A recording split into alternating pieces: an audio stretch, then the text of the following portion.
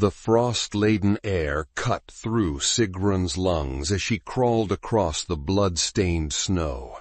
Her father's body lay motionless before her, his once proud frame now broken, his tunic darkened with spreading crimson that melted the white powder beneath him. The distant crunch of approaching footsteps grew louder, enemy warriors, merciless as the northern winter itself. Her fingers trembled, not from cold but from grief transformed into rage, as they closed around the leather-wrapped hilt of her father's sword. The metal sang as she withdrew it from his lifeless grasp. There was nowhere to run, but there was something she could do. Only hours earlier, dawn had broken gently over the fjord, painting the sky in shades of amber and rose.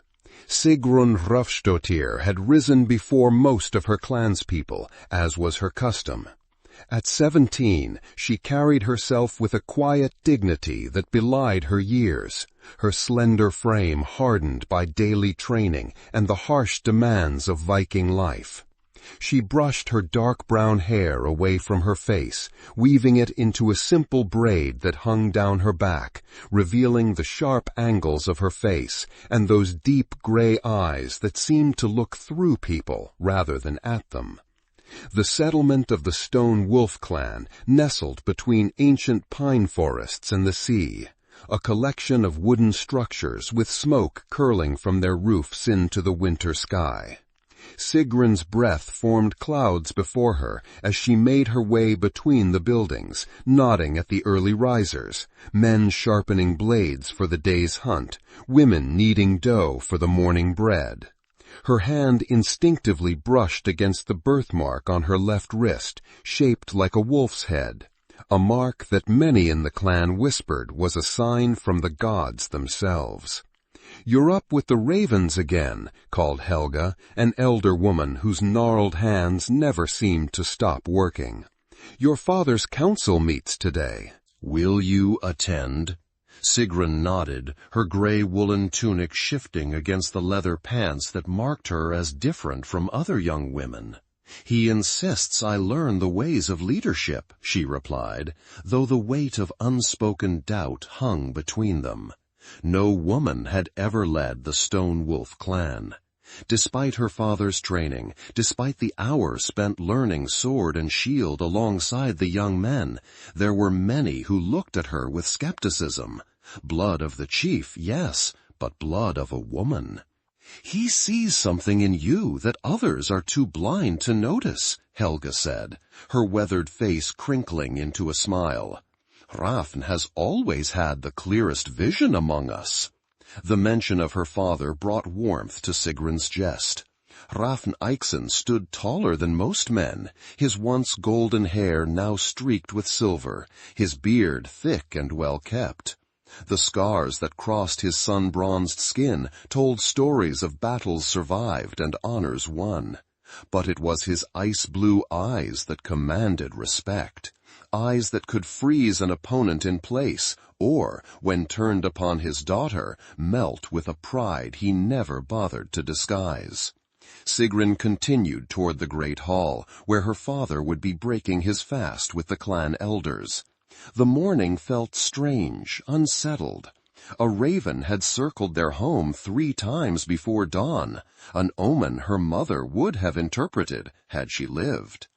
The air carried the scent of pine and salt, but underneath lay something else, a tension, like the moment before lightning strikes. Before she could reach the hall, a hand caught her elbow. She turned to find Tormund, one of the clan's oldest hunters, his face grave beneath his hood. "Come quickly," he whispered, his voice as rough as stone against stone. "And tell no one." Sigrun followed him to the edge of the settlement, where the trees grew thick. Tormund pointed to a small clearing just beyond the first line of pines.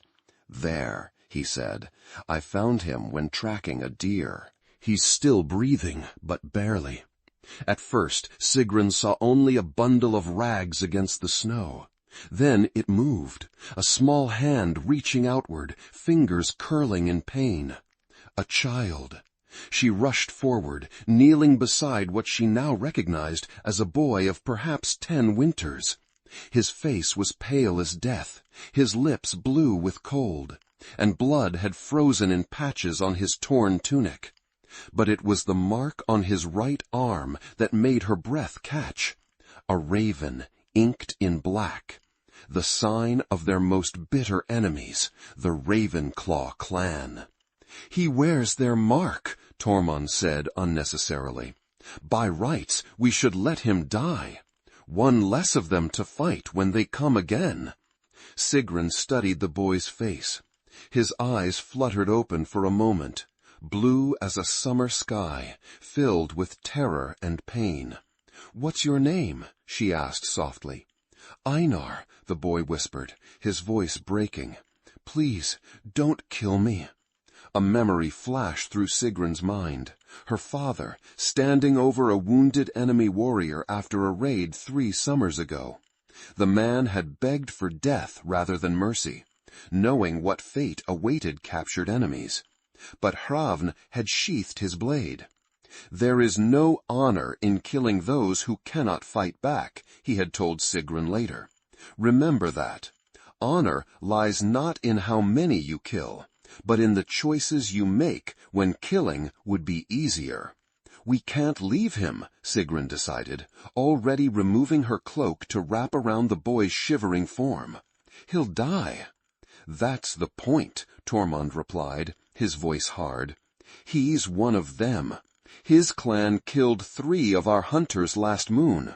They would show no mercy to our children." Sigrun lifted the boy into her arms, surprised at how little he weighed. "Then we must be better than they are," she said firmly. "Help me or leave me, Tormund, but I'm taking him somewhere warm." The old hunter's face darkened, but he stepped aside. "Your father won't approve of bringing an enemy into our midst," he warned. "And the others will call for his blood when they discover who he is." "Then they mustn't discover it," Sigrun replied, already moving toward the settlement's edge, where an abandoned storage hut stood apart from the others. "Not until he's strong enough to explain why a child of the Ravenclaw clan was left to die in our territory." Tormund shook his head, but followed, his loyalty to Hrafnsdóttir overcoming his misgivings. Together they brought the boy to the hut, where Sigrun laid him on a pile of old furs. "I need water, clean cloths, and whatever healing herbs you can find without raising questions," she instructed, "and food, something warm." As Tormund departed on his errand, Sigrun turned her attention to the boy. His breathing was shallow, his skin burning with fever despite the cold.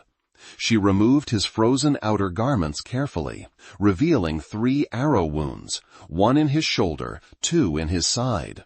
None appeared to have struck vital organs, but infection was setting in. "Why were you in our territory, Einar?" she asked softly, though she knew he couldn't answer in his state. "Who did this to you?" The boy's eyes opened again, fever bright.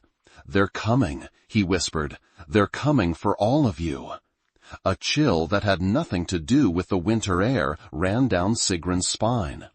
"Who is coming? Your people?" But Einar had slipped back into unconsciousness, leaving Sigrun with nothing but his cryptic warning and a decision that could cost her everything. For harboring an enemy, even a child, was considered treason among her people. If discovered, she could be banished, or worse. Yet, as she looked at the boy's face, peaceful now in his fevered sleep, she knew she couldn't have chosen differently. Whatever consequences came, she would face them. After all, she was Hrafnsdóttir, and Hraft had taught her that true strength lay not in following traditions blindly, but in having the courage to do what was right, even when it was difficult. When Tormund returned with the supplies, Sigrun set to work cleaning and binding the boy's wounds. "Tell no one of this," she instructed the old hunter, "not even my father, not yet." Tormund's weathered face creased with concern. Secrets have a way of revealing themselves, especially in a clan as close as ours. Be careful, child." After he left, Sigrun sat beside Einar through the morning hours, bathing his forehead with cool water, forcing small sips of broth between his parched lips. The raven mark on his arm seemed to watch her, its inked eye reflecting the firelight she had kindled in the small hearth. By midday, she knew she would miss her father's council meeting, but there was no helping it. The boy's condition was too precarious to leave him alone. Instead, she sent word through a trusted friend that she had taken ill and needed rest. It wasn't entirely a lie. Her stomach churned with anxiety, her mind racing with possibilities. If Einar's warning was true, if the Ravenclaw clan was planning an attack, her people needed to know. But revealing her knowledge meant revealing her source and condemning Einar to a fate she couldn't bear to contemplate. As the winter sun began its early descent toward the horizon, Einar stirred again. This time his eyes were clearer, the fever having broken somewhat under Sigrun's care. "You saved me," he said, his voice stronger than before. "Why?" Sigrun offered him another sip of broth. "Because it was right," she answered simply. "Now, tell me, Einar of the Ravenclaw, why were you in our territory, wounded and alone? And what did you mean when you said, 'They're coming'?" The boy's eyes filled with tears. "My uncle, Ulfric Gudmundsson, he leads our clan now. He says your people murdered his brother, that blood demands blood. They plan to attack at the next full moon, when your warriors return from the southern trading journey." Sigrun's heart sank. The southern trading party included nearly half of their fighting force, led by her father's most trusted captains. They weren't due back for another week, which meant the settlement would be vulnerable, exactly as Ulfric had planned. "I tried to warn someone," Einar continued, his voice breaking.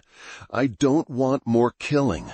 My parents died in the last raid, and now I live with my uncle. He found out I was going to warn your clan. These arrows, they're ours, not yours. He ordered them to kill me for betraying our people." Sigrun sat back, stunned by the boy's revelation. A child hunted by his own kinsmen for trying to prevent bloodshed. The cruelty of it struck her like a physical blow. "Why would you risk your life for us?" she asked. "We are your enemies." Einar's hand moved to touch the raven mark on his arm.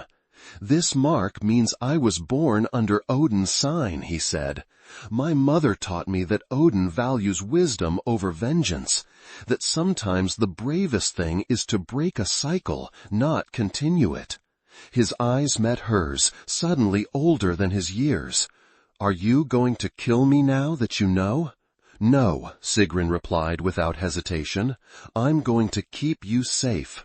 And somehow I'm going to convince my father to prepare for Ulfric's attack without revealing how we learned of it."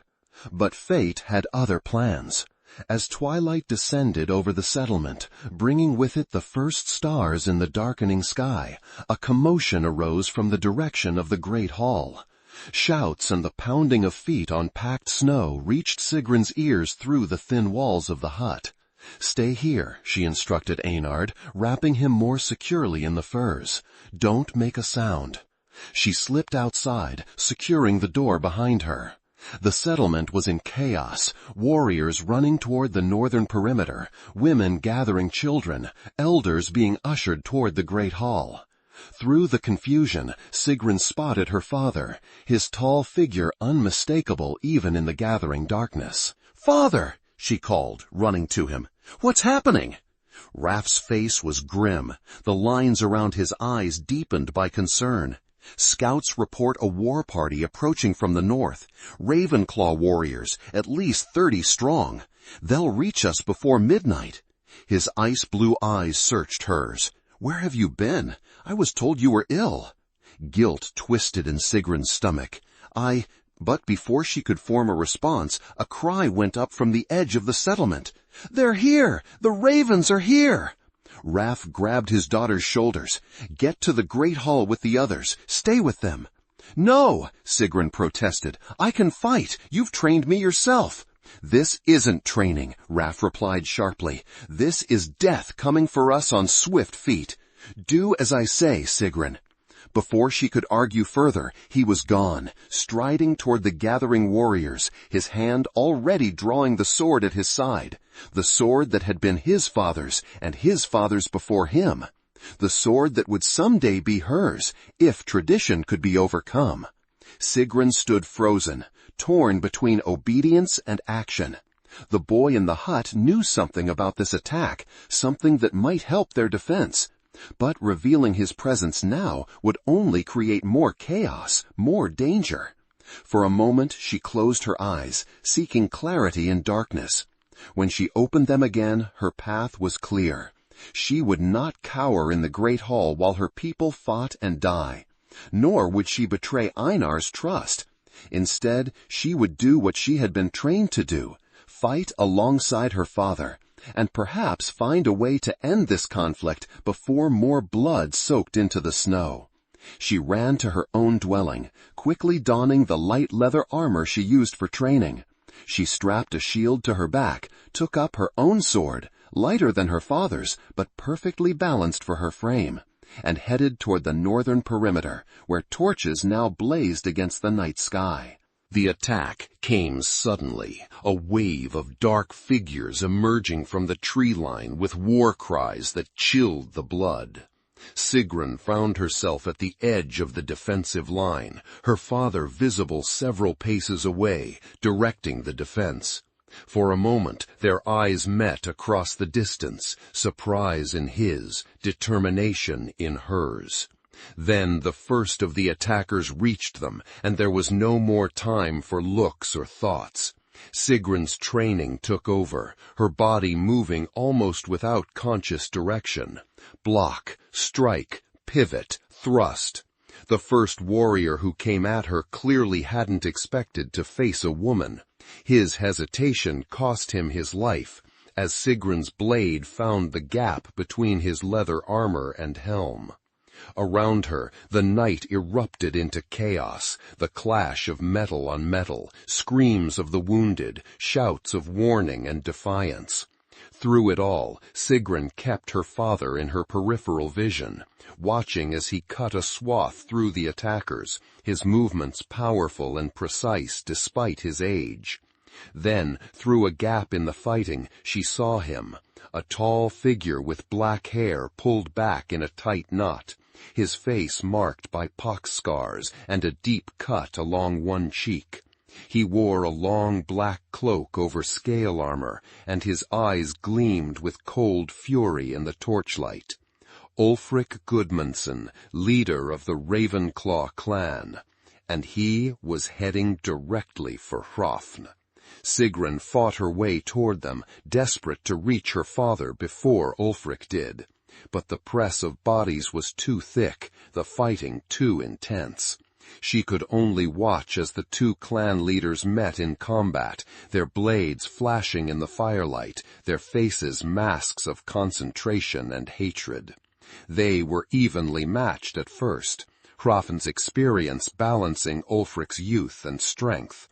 But then Sigrun saw something that made her blood run cold. A second Ravenclaw warrior was circling behind her father, spear raised for a killing thrust. "Father, behind you!" she screamed, but her voice was lost in the din of battle. She broke free of her own opponent, running toward Hrafn with every ounce of speed she possessed. Too late. The spear found its mark, driving deep into Hrafn's back. He staggered, his sword arm dropping for just an instant, but an instant was all Ulfric needed. His blade swept upward, opening Hrafn's throat in a spray of crimson. The world seemed to slow around Sigrun as her father fell to his knees, then collapsed face first into the snow. A scream tore from her throat, a sound of pure anguish that cut through the battle noise like a blade through flesh. The Ravenclaw warriors were pulling back now, their objective apparently achieved with Hraf's death. Ulfric stood over the fallen chief, his face a mask of grim satisfaction. "The debt is paid," he called out to the defending Stonewolf warriors. "Blood for blood. Your chief for my brother." Then his eyes found Sigrun, kneeling now beside her father's body. Something flickered across his scarred face, surprise, perhaps, at seeing a woman on the battlefield, or recognition of the rage in her eyes, a rage that promised vengeance. "The girl," he said to his warriors, "Hraf's daughter. Take her." And that was how Sigrun found herself crawling through the blood-soaked snow as dawn broke over the aftermath of battle, her father's body before her, enemy footsteps approaching from behind. Her fingers closed around the hilt of Hraf's sword, drawing it from his lifeless grasp as tears froze on her cheeks. There was nowhere to run, but there was something she could do. In one fluid motion, she rose and turned, the ancient sword gleaming dully in the early light. 3 Ravenclaw warriors stood before her, momentarily startled by her sudden movement. "The chief wants you alive, girl," one said, his voice muffled behind his helm. "Don't make this harder than it needs to be." Sigrun's reply was not in words, but in action. She launched herself at them with a fury born of grief, her blade moving faster than thought. The first warrior fell before he could raise his shield. The second stumbled back with a cry of pain as her blade sliced through his arm. The third managed to parry her initial attack, but was unprepared for the ferocity of what followed. A flurry of strikes that drove him backward until his foot caught on a fallen body and he tumbled into the snow. Sigrun stood over him, her father's sword raised for a killing blow. But something stayed her hand, a memory of Hrafn's voice. "Honor lies not in how many you kill, but in the choices you make when killing would be easier." "Tell your chief," she said, her voice steady despite the tears that continued to flow, "that Hrafn's daughter spares your life. Not out of fear or weakness, but because I choose to be better than him. Tell him that when we meet again, I will not be so merciful." The warrior scrambled to his feet, backing away from her with new respect and fear in his eyes. Sigrun watched him go, then turned back to her father's body. The battle had moved away from this spot, leaving her alone with her grief and the sword that now felt like an extension of her arm. She knelt beside Hrafn, gently turning him onto his back. His eyes stared sightlessly at the lightening sky, already beginning to glaze with the frost of death. With trembling fingers she closed them, then bent to press her forehead against his. "I will make this right," she whispered. "I swear by all the gods, by your blood and mine, I will make this right." The sound of approaching footsteps made her look up, sword ready. But it was Tormund who appeared through the thinning darkness, his own blade red with enemy blood, his face a mask of sorrow when he saw Hrafn. "The ravens have retreated," he said, his voice rough with emotion. "They got what they came for." "Not all they came for," Sigrun replied, rising to her feet. "They wanted me as well." Tormund's eyes widened. "Why would Ulfric want you?" "I don't know," Sigrun admitted. "But I intend to find out." She looked down at the sword in her hand, her father's sword, now hers by right. "After I see to my father's proper burial and to the wounded." "And the boy?" Tormund asked quietly. "What of him?" Sigrun had almost forgotten Einar in the chaos of battle and loss. "He stays with us," she decided. He tried to warn us of this attack at great cost to himself. His own people tried to kill him for it. Tormund frowned. The council won't like that. Many will say he brought this upon us, that his presence is what drew the ravens here. Then they will be wrong, Sigrun replied firmly. This attack was planned before Einar ever came to our territory. He risked everything to try to prevent it. She looked toward the settlement, where people were beginning to emerge from shelters, taking stock of the night's losses. Besides, the council has more pressing matters to consider now. Such as who will lead the clan, Tormund said, following her gaze. Hrafn has no sons, no brothers. By tradition, leadership would pass to his closest male relative. That would be your cousin Bjorn. Sigrun's jaw tightened. Bjorn was a capable warrior, but a prideful, impulsive man who had always resented Hrafn's authority.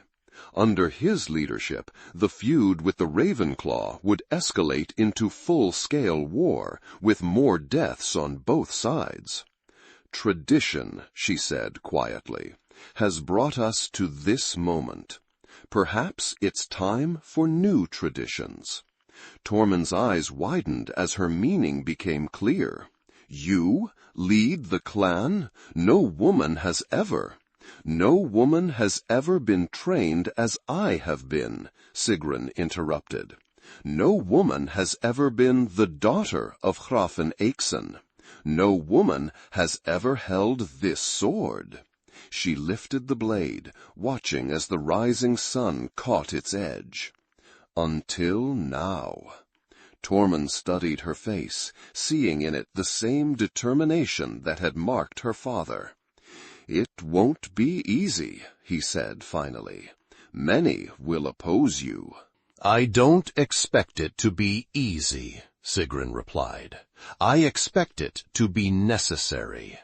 She sheathed the sword at her side. It was too long for her, the tip nearly touching the ground, but she would adapt, just as she would adapt to everything else that now lay before her.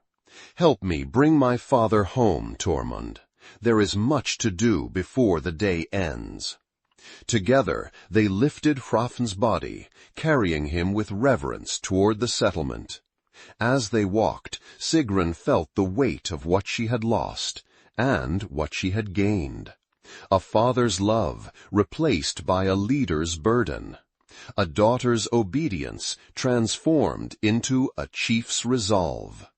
And somewhere in the settlement, a wounded boy from an enemy clan waited. A boy whose fate was now intertwined with hers, whose presence might be the key to ending the cycle of violence that had claimed her father's life. Einar, marked by the raven, had risked everything to warn them. Now Sigrun, marked by the wolf, would risk everything to build something new from the ashes of tragedy.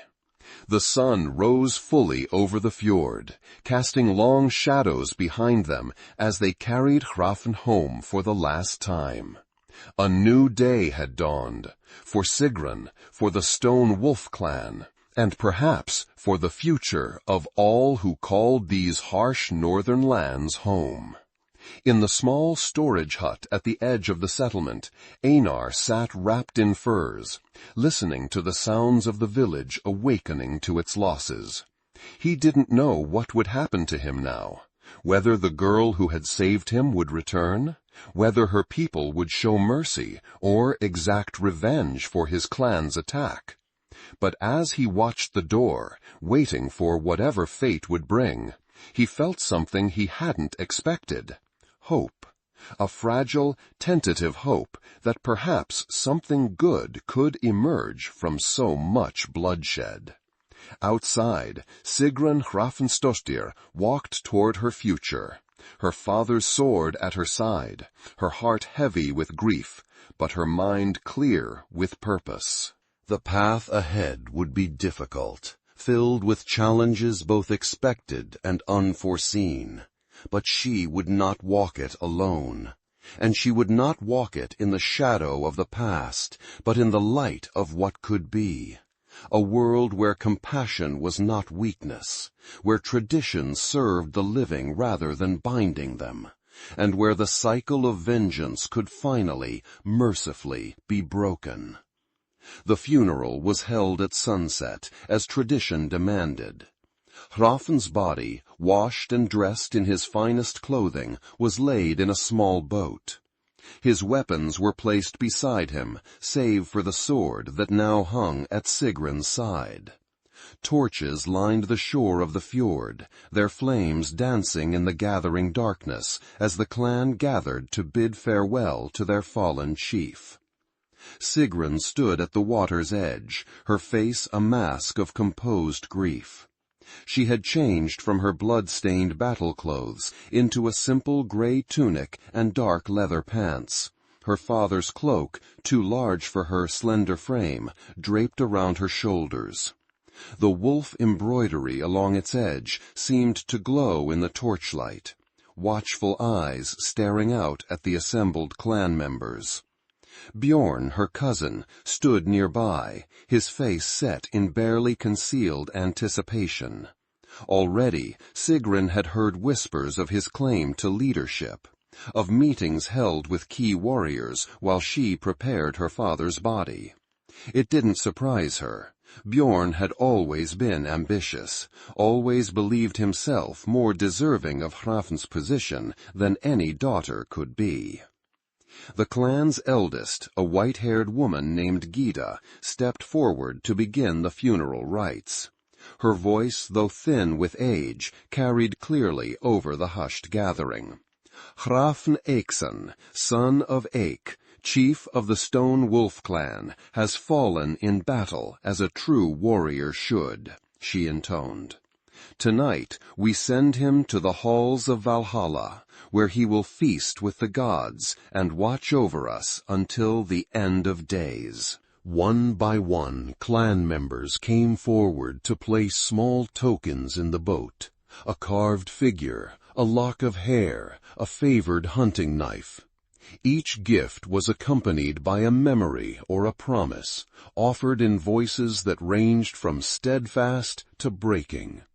When all others had given their offerings, Sigrun approached the boat. In her hands she held her father's Thor's hammer amulet, removed from his neck during the preparation of his body. She bent to place it over his folded hands. "You taught me everything except how to live without you," she whispered, too softly for any but the dead to hear. "But I will learn that too, Father. I will make you proud." She stepped back, nodding to the warriors who waited to launch the boat. As they pushed it into the current, an archer stepped forward, knocking an arrow whose tip had been wrapped in oil-soaked cloth. At Gyda's signal, he lit the arrow from a nearby torch and drew back his bow. The flaming arrow arced through the darkening sky, landing squarely in the boat.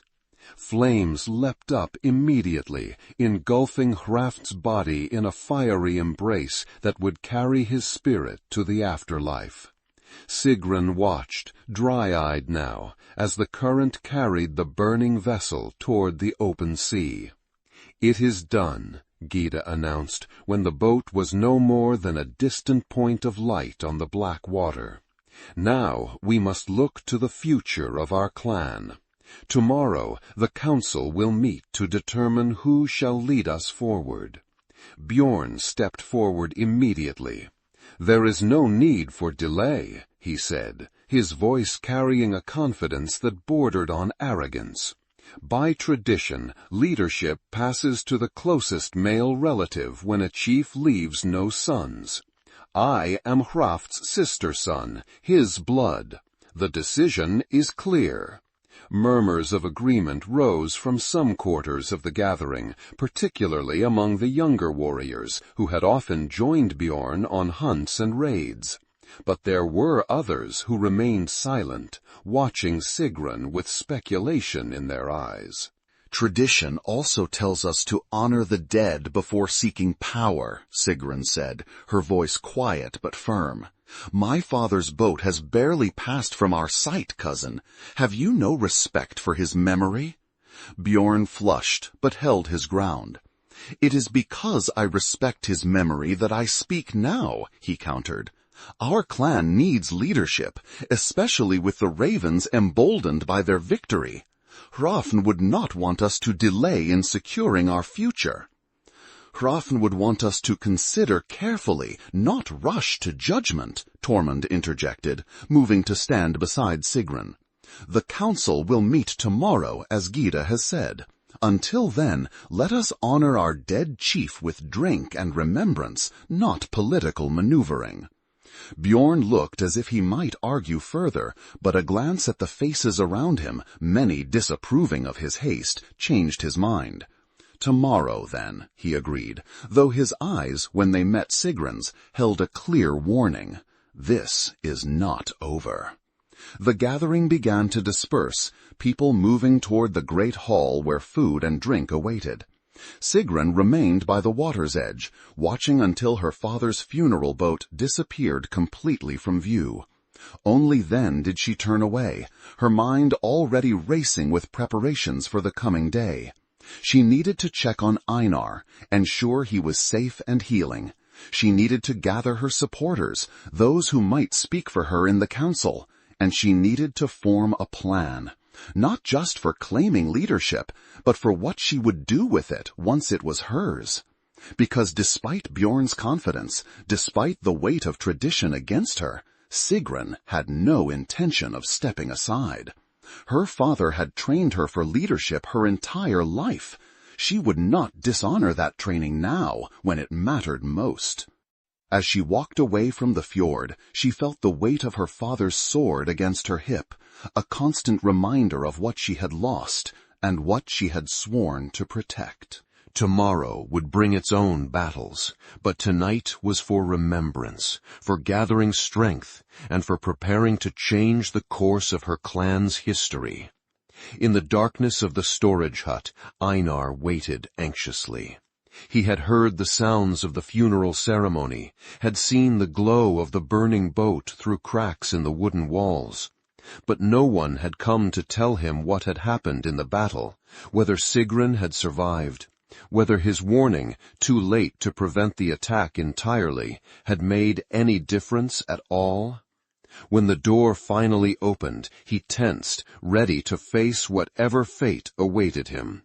But it was Sigrun who entered, carrying a small bundle under one arm and a torch in her free hand. "You're alive?" he said, relief washing over him.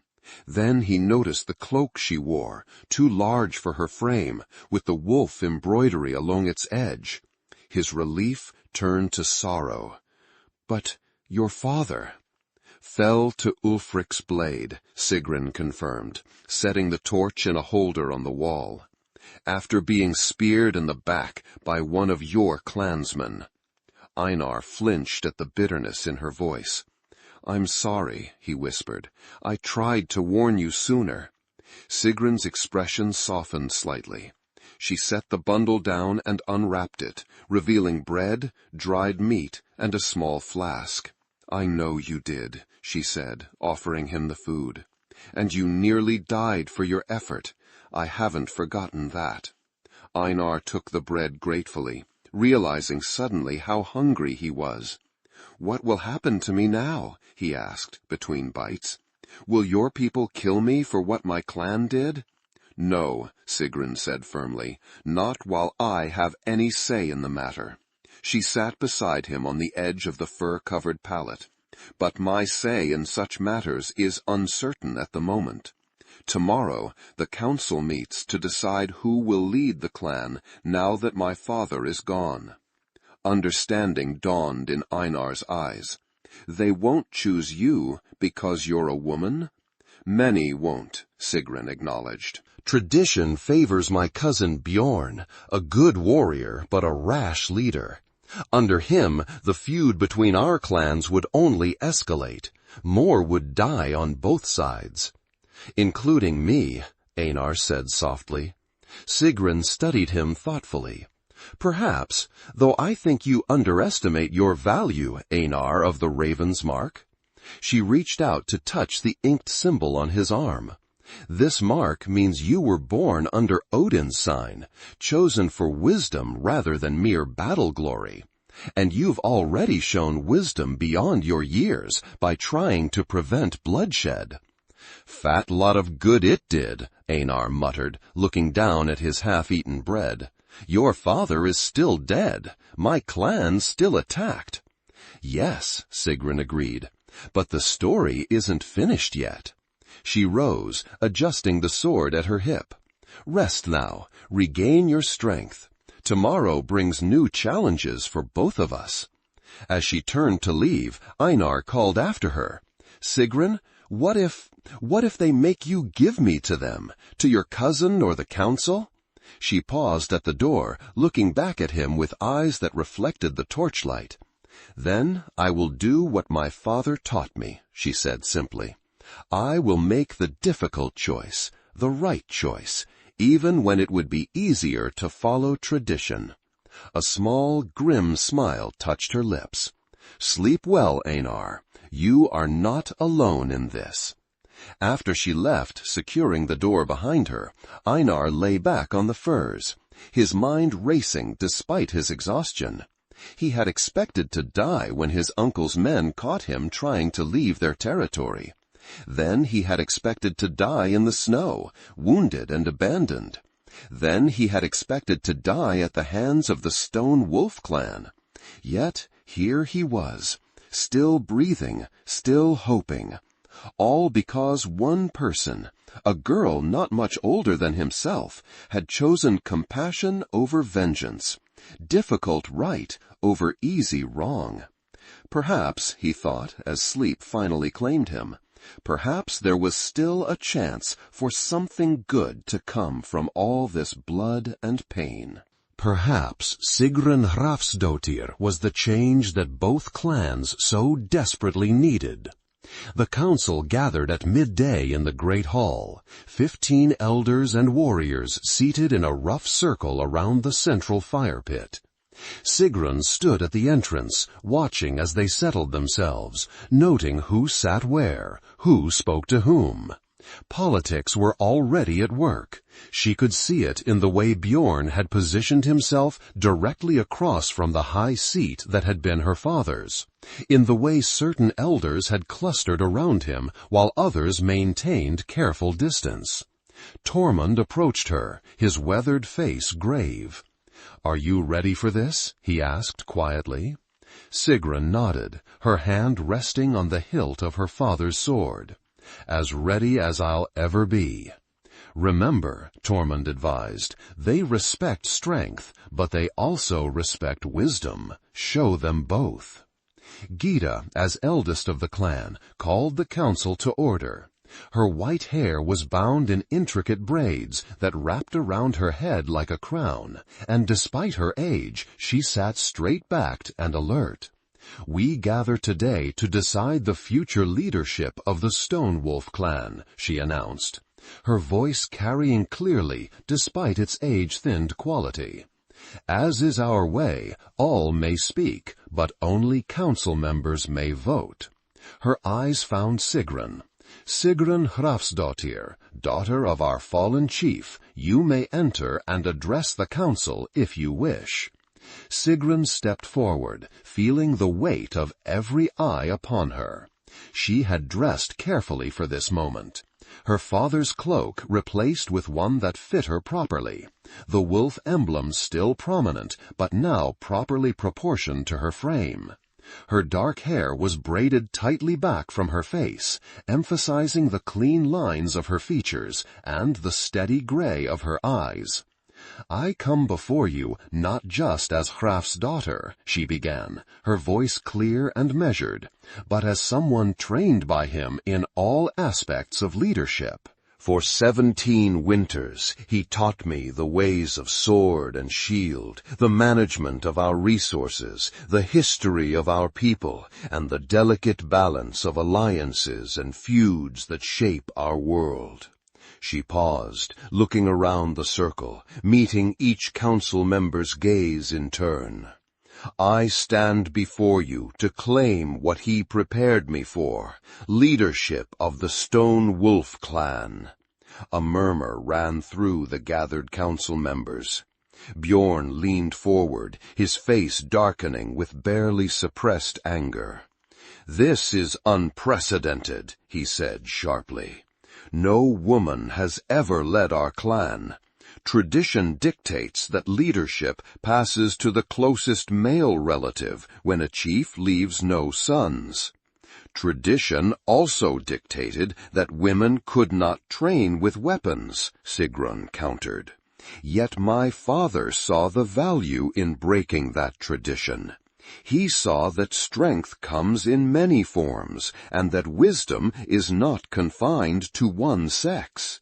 An older warrior named Gunnar, his beard more white than red now, spoke up. The girl speaks well, but leading a clan is more than fine words. It requires respect from other clans, strength in battle, authority that others will follow without question. He shook his head. I mean no disrespect to Hram's memory or to you, Sigrun, but I cannot see how a maid of 17 winters could command such respect, especially in these dangerous times. Others nodded in agreement, and Sigrun felt her chance slipping away. Then, unexpectedly, Helga spoke from her place among the elders. I saw Sigrun on the battlefield last night, the old woman said, her gnarled hands gesturing as she spoke. While many of us sheltered in this very hall, she fought alongside her father. And when he fell, did she run? Did she hide? No, she took up his sword and faced the enemy with a courage that would honor any warrior. Surprised murmurs greeted this revelation. Sigrun had not expected support from Helga, who had always seemed to favor traditional roles for women. Fighting in one battle does not make her fit to lead, Bjorn argued. And speaking of that battle, where were our guards? How did the ravens approach so closely without warning? Someone failed in their duty, and it cost my uncle his life. His accusation hung in the air, directed at no one specifically, but casting suspicion on all. Sigrun recognized the tactic. Divide the council's attention, shift focus away from the question of leadership to one of blame. The ravens approached without warning because they had planned this attack carefully, she said, refusing to be derailed. They knew exactly when to strike, when our trading party was away, when our defenses were thinnest. And how would you know their plans, Bjorn demanded, leaning forward, unless you had some foreknowledge of the attack? The trap was sprung, exactly as Sigrun had feared it might be. Tell the truth about Einar, and she would be accused of harboring an enemy, of putting the clan at risk. Lie, and she would be forfeiting the very honor she sought to uphold. She chose a third path, partial truth. I suspected an attack might be coming, she admitted. There have been signs, increased raven activity at our borders, unusual patterns in their hunting parties. I discussed these concerns with my father, but we lacked specific information about when or how they might strike. It wasn't a complete lie. She had indeed noticed such patterns, had discussed them with Hrafn. They simply hadn't connected those observations to an imminent attack until Einar's warning came. Too late to fully prepare, but perhaps not too late to change what happened next. Bjorn seemed ready to press further, but Gyda raised a hand, silencing him. We did not gather to assign blame for what cannot be changed, she said firmly. We are here to decide who will lead us forward. She looked around the circle. Bjorn Haraldsson has claimed leadership by right of blood and tradition. Sigrun Hrafnsdóttir has claimed it by right of training and her father's apparent wish. Are there any other claims to be heard before we proceed to discussion? Silence fell over the council. Then, from the entrance to the hall, came a new voice, one that made every head turn in surprise. "I have something to say," announced a small figure, wrapped in furs too large for his slight frame. Einar stood in the doorway, pale but determined, his blue eyes scanning the hostile faces before him. Chaos erupted immediately. Warriors reached for weapons, elders cried out in alarm, and Bjorn rose to his feet with murder in his eyes. "A raven spy in our midst!" he shouted. "Guard, seize him!" "Stop!" Sigrun's voice cut through the tumult like a blade. She moved to stand beside Einar, one hand on his shoulder, the other raised in a gesture that demanded attention. "This boy is under my protection. He risked his life to bring us warning of the attack, warning that came too late to save my father, but not too late to save others." The hall fell silent, shock replacing outrage on many faces. Bjorn remained standing, his expression now calculating rather than furious. "So you did have foreknowledge," he said softly. "You harbored an enemy within our walls and kept it secret, even from the council?" "I protected a child who had been shot by his own people for trying to prevent bloodshed," Sigrun corrected. "A child who, despite his wounds, tried to warn us of what was coming." She looked around the circle, her gaze steady. "Would any of you have done differently? Would you have left him to die in the snow, or killed him outright, despite his youth and his courage?" The council members exchanged uncomfortable glances. Gyda studied Einar thoughtfully, then addressed him directly. "Boy," she said, "why would you betray your own clan to help us? We are your enemies." Einar stepped forward, his voice surprisingly steady despite the tension in the room. "My name is Einar, son of Life, who was killed in a raid 3 summers ago. My mother died last winter of a fever. I live now with my uncle, Ulfric Gudmundsson, who leads our clan." He touched the raven mark on his arm. "This mark means I was born under Odin's sign, chosen for wisdom rather than mere battle glory. My mother taught me that Odin values wisdom over vengeance, that sometimes the bravest thing is to break a cycle, not continue it." He paused, looking around at the hostile faces surrounding him. "I don't want more killing. I don't want more orphans like me, more widows like my mother was. When I heard Ulfric planning this attack, I knew I had to try to stop it." His voice broke slightly. "I failed, but I still believe there must be a better way than endless blood feud." A heavy silence followed his words. Sigrun watched the council members' faces, seeing skepticism, surprise, and, in a few, thoughtful consideration. Bjorn broke the silence with a harsh laugh. "Pretty words from a raven child," he said dismissively. "Words that change nothing. The fact remains that Sigrun concealed an enemy presence in our settlement, putting us all at risk. This alone disqualifies her from leadership." Tormund spoke up from his place in the circle. The boy was wounded and alone. What threat could he pose? He looked at Sigrun with newfound respect. "I say it shows good judgment to recognize when mercy serves us better than blind adherence to tradition." "Good judgment?" Bjorn scoffed. "My uncle is dead, along with 5 of our warriors. How is that good judgment?" "Enough," Gyda said firmly. "The council will now vote on who shall lead the Stone Wolf clan. She looked around the circle. Those who support Bjorn Haraldsson as our next chief, raise your hand. 7 hands went up immediately, just under half the council. Those who support Sigrun Hrafnsdóttir, raise your hand.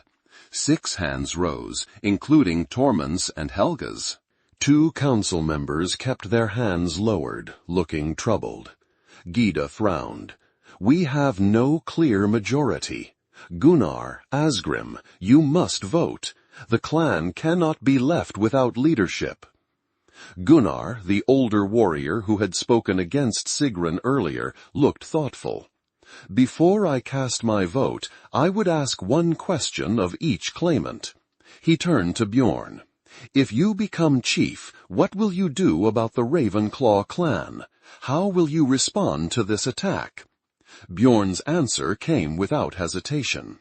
I will gather our warriors, including those returning from the trading journey, and launch a counterattack that will make them regret ever crossing our borders. I will not rest until Ulfric Gudmundsson's head decorates a spike at our gate, and the ravens learn what it means to kill a stone wolf chief. Murmurs of approval came from his supporters. Gunnar nodded, then turned to Sigrun. And you, what would you do as chief?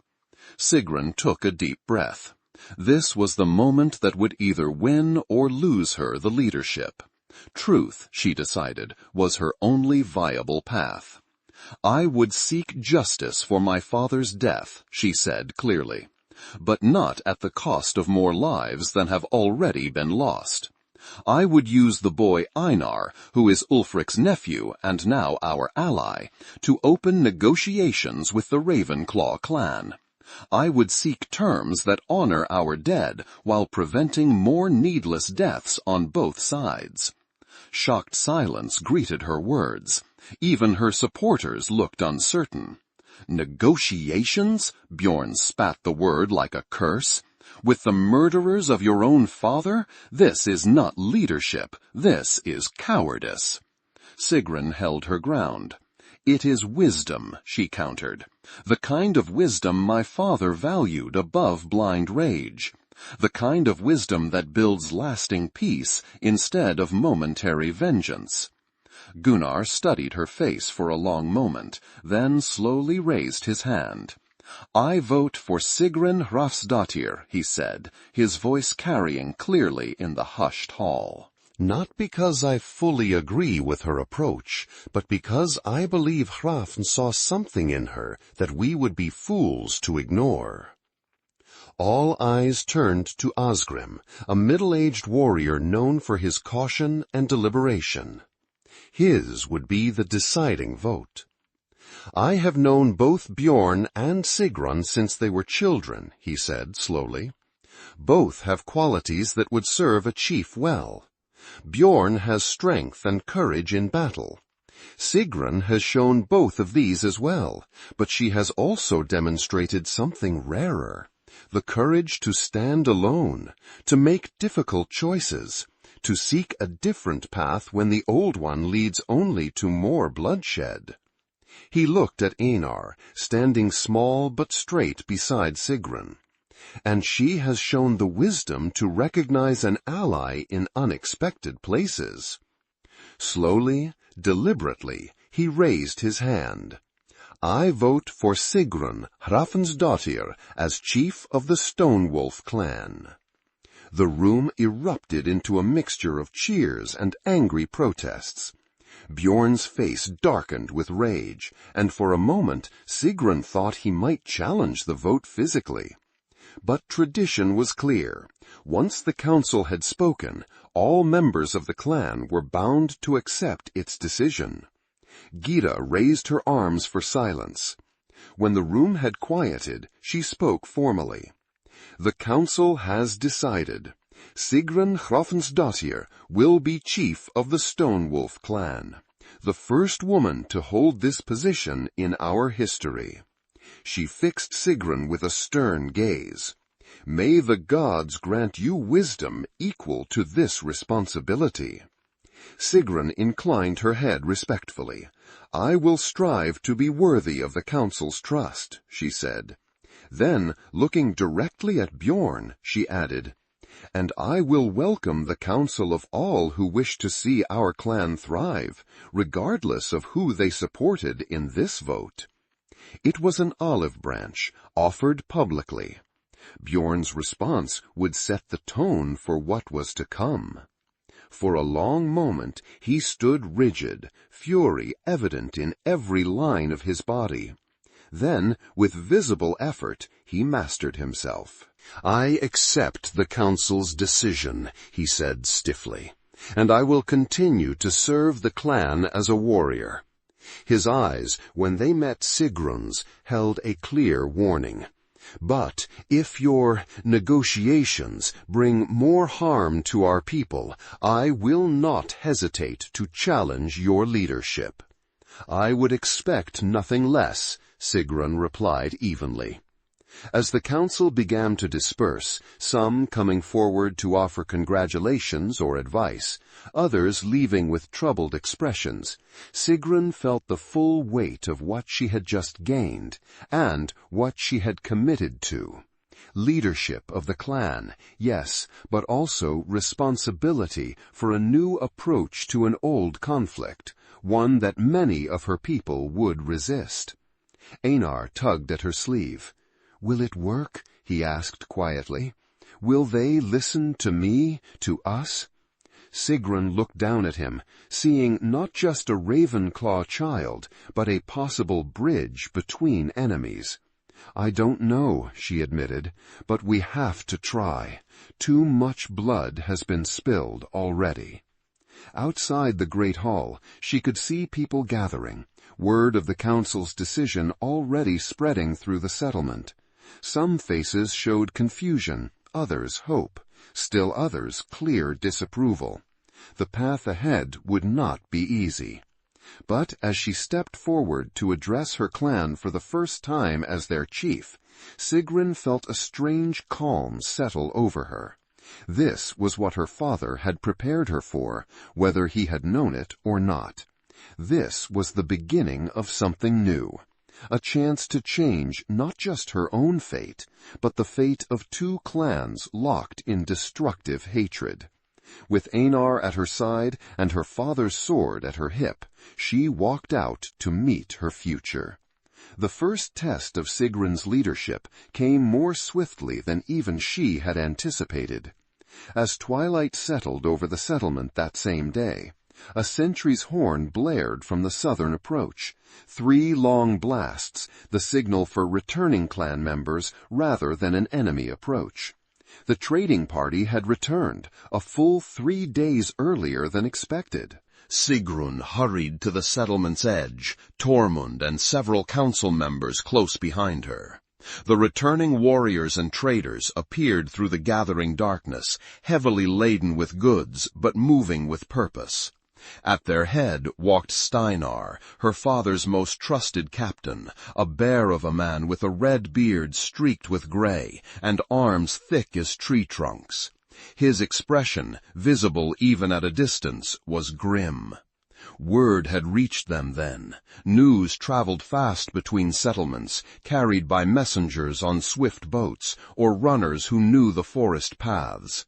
Sigrun straightened her shoulders and stepped forward to meet them, conscious of the watching eyes of her clan members. This moment would set the tone for her relationship with the warriors who formed the clan's backbone. Men who had followed her father loyally for years, who might find it difficult to accept a young woman in his place. "Steinar," she greeted him as he approached, keeping her voice steady and formal. "The clan welcomes your return, though I wish it were under happier circumstances."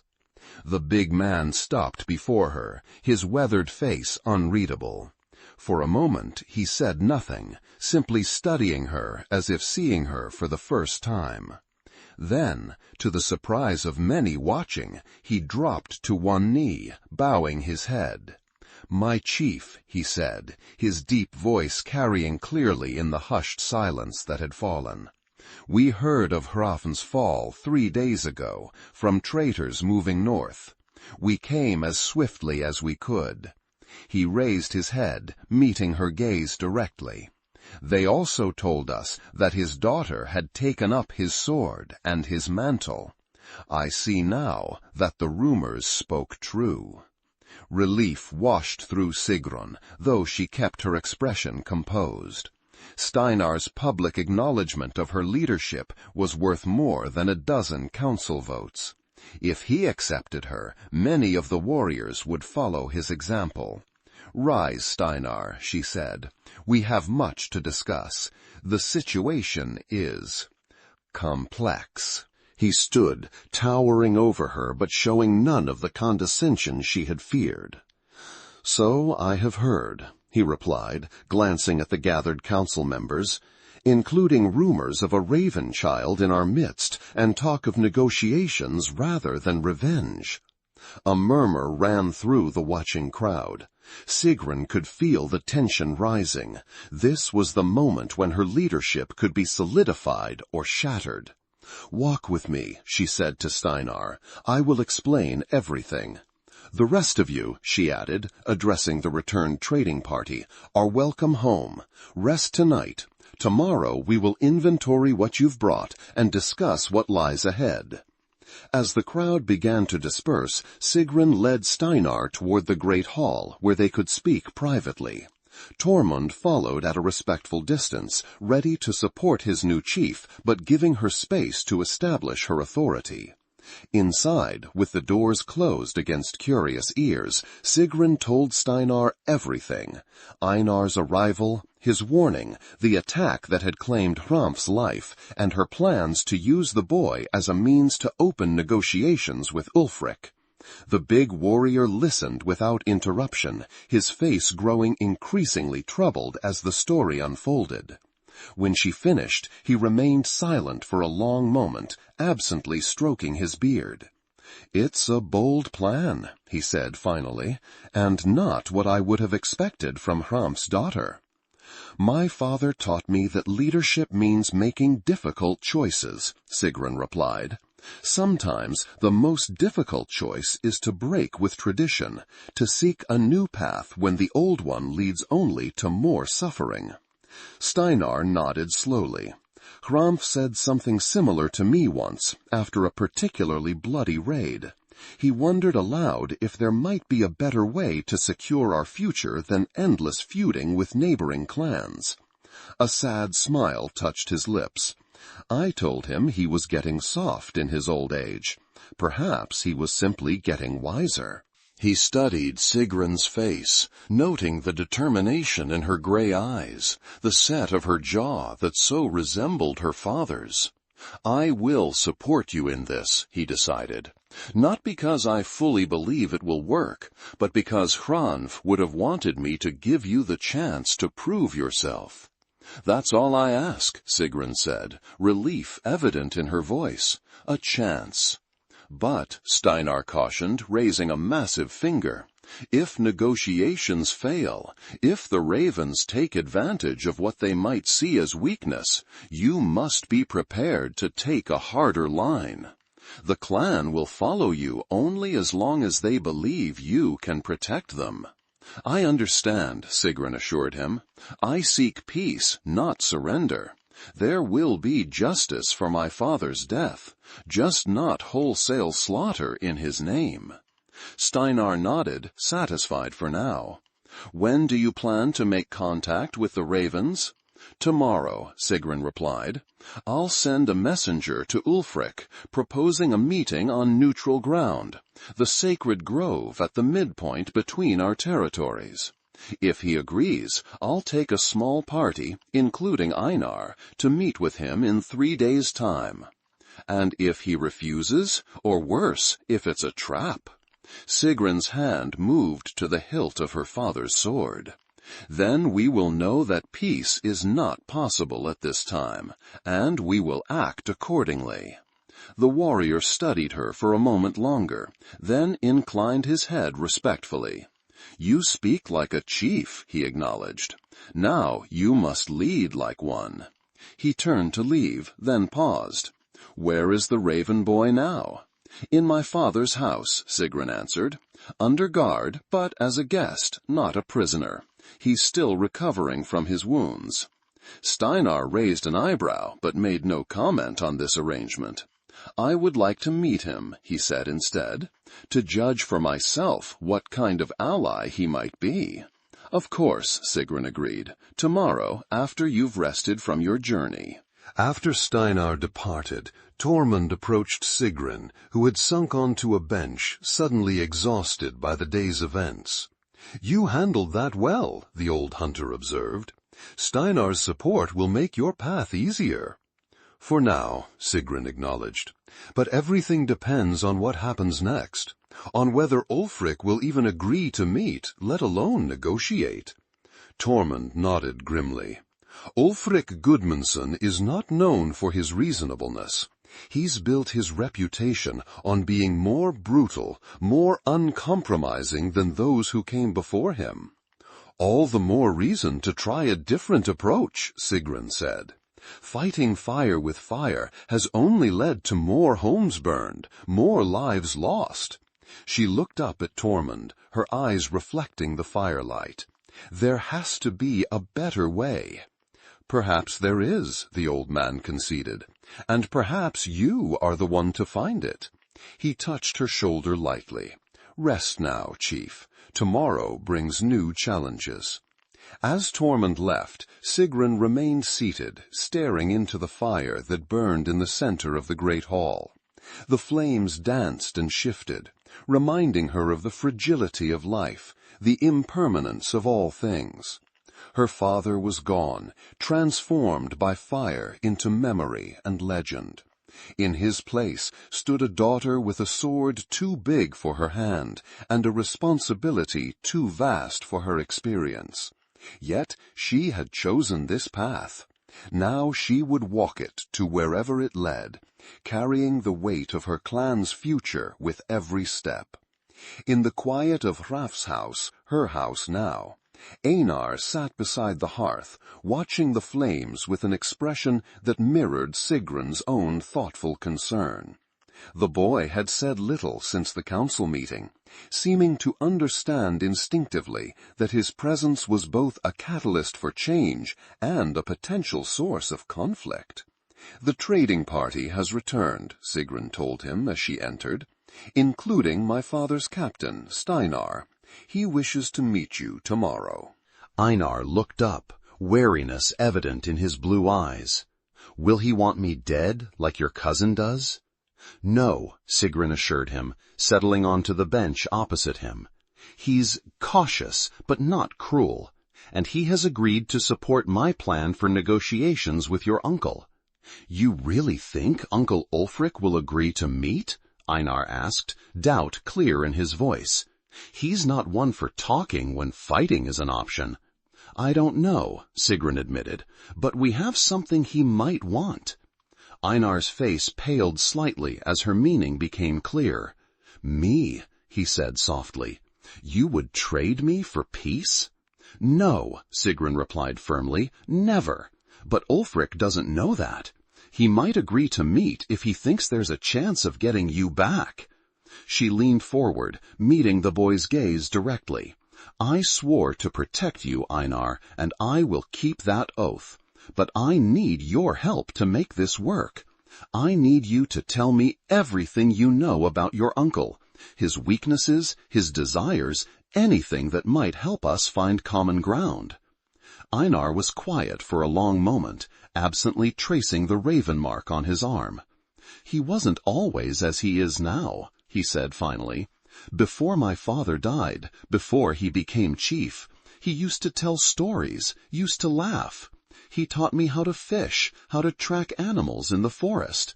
A shadow crossed his face. "But grief changed him, made him hard. Now he sees enemies everywhere, betrayal in every corner." "Grief can do that," Sigrun acknowledged, thinking of her own father and how his death had altered her path. "But it can also be a bridge to understanding. Ulfric and I have that in common now. We both know what it is to lose someone we love to violence. Einar nodded slowly. There might be a way, he said, his young face serious beyond his years. My uncle wears an iron bracelet, engraved with ravens. It belonged to my father, his brother. He values it above all his other possessions. If you could somehow use that— Sigrun listened carefully as Einar continued, sharing details about Ulfric's habits, his advisors, the internal politics of the Ravenclaw clan. By the time the boy's eyes began to droop with exhaustion, she had the beginnings of a plan, a risky one, but with potential for success if everything aligned perfectly.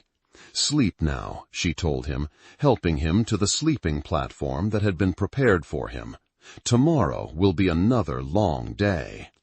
After Einar had settled into sleep, Sigrun sat alone by the fire, her father's sword across her knees. The blade caught the firelight, seeming to glow with an inner life of its own.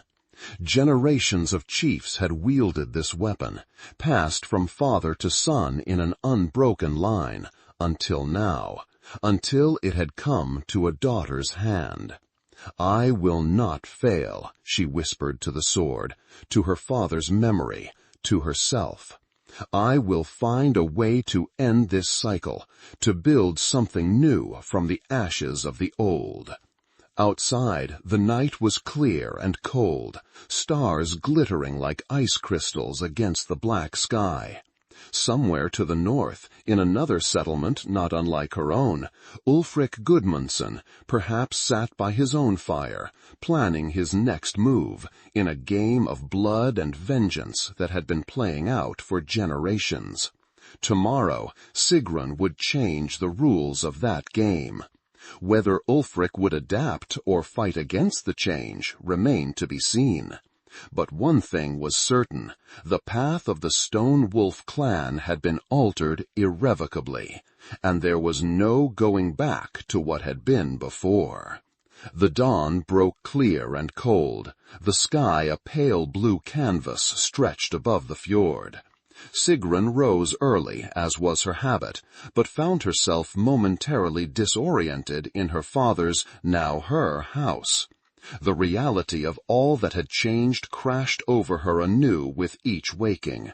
Hrafn gone, leadership hers, a wounded enemy child under her protection, and a dangerous gambit ahead. Einar still slept, curled tightly beneath furs on the sleeping platform in the corner. Sleep softened his features, reminding Sigrun forcefully of how young he truly was, a child caught in the grinding wheels of a conflict he had not created but had bravely tried to stop.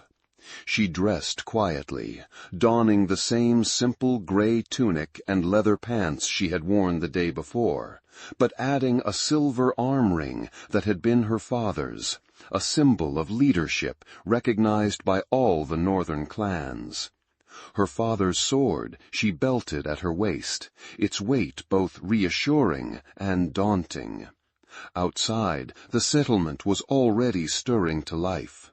Smoke rose from cook fires, voices called greetings, and the rhythmic sound of an axe splitting wood punctuated the morning air.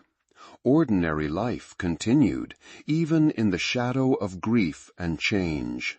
There was comfort in that continuity, in the knowledge that some patterns remained unbroken despite the upheaval of recent days.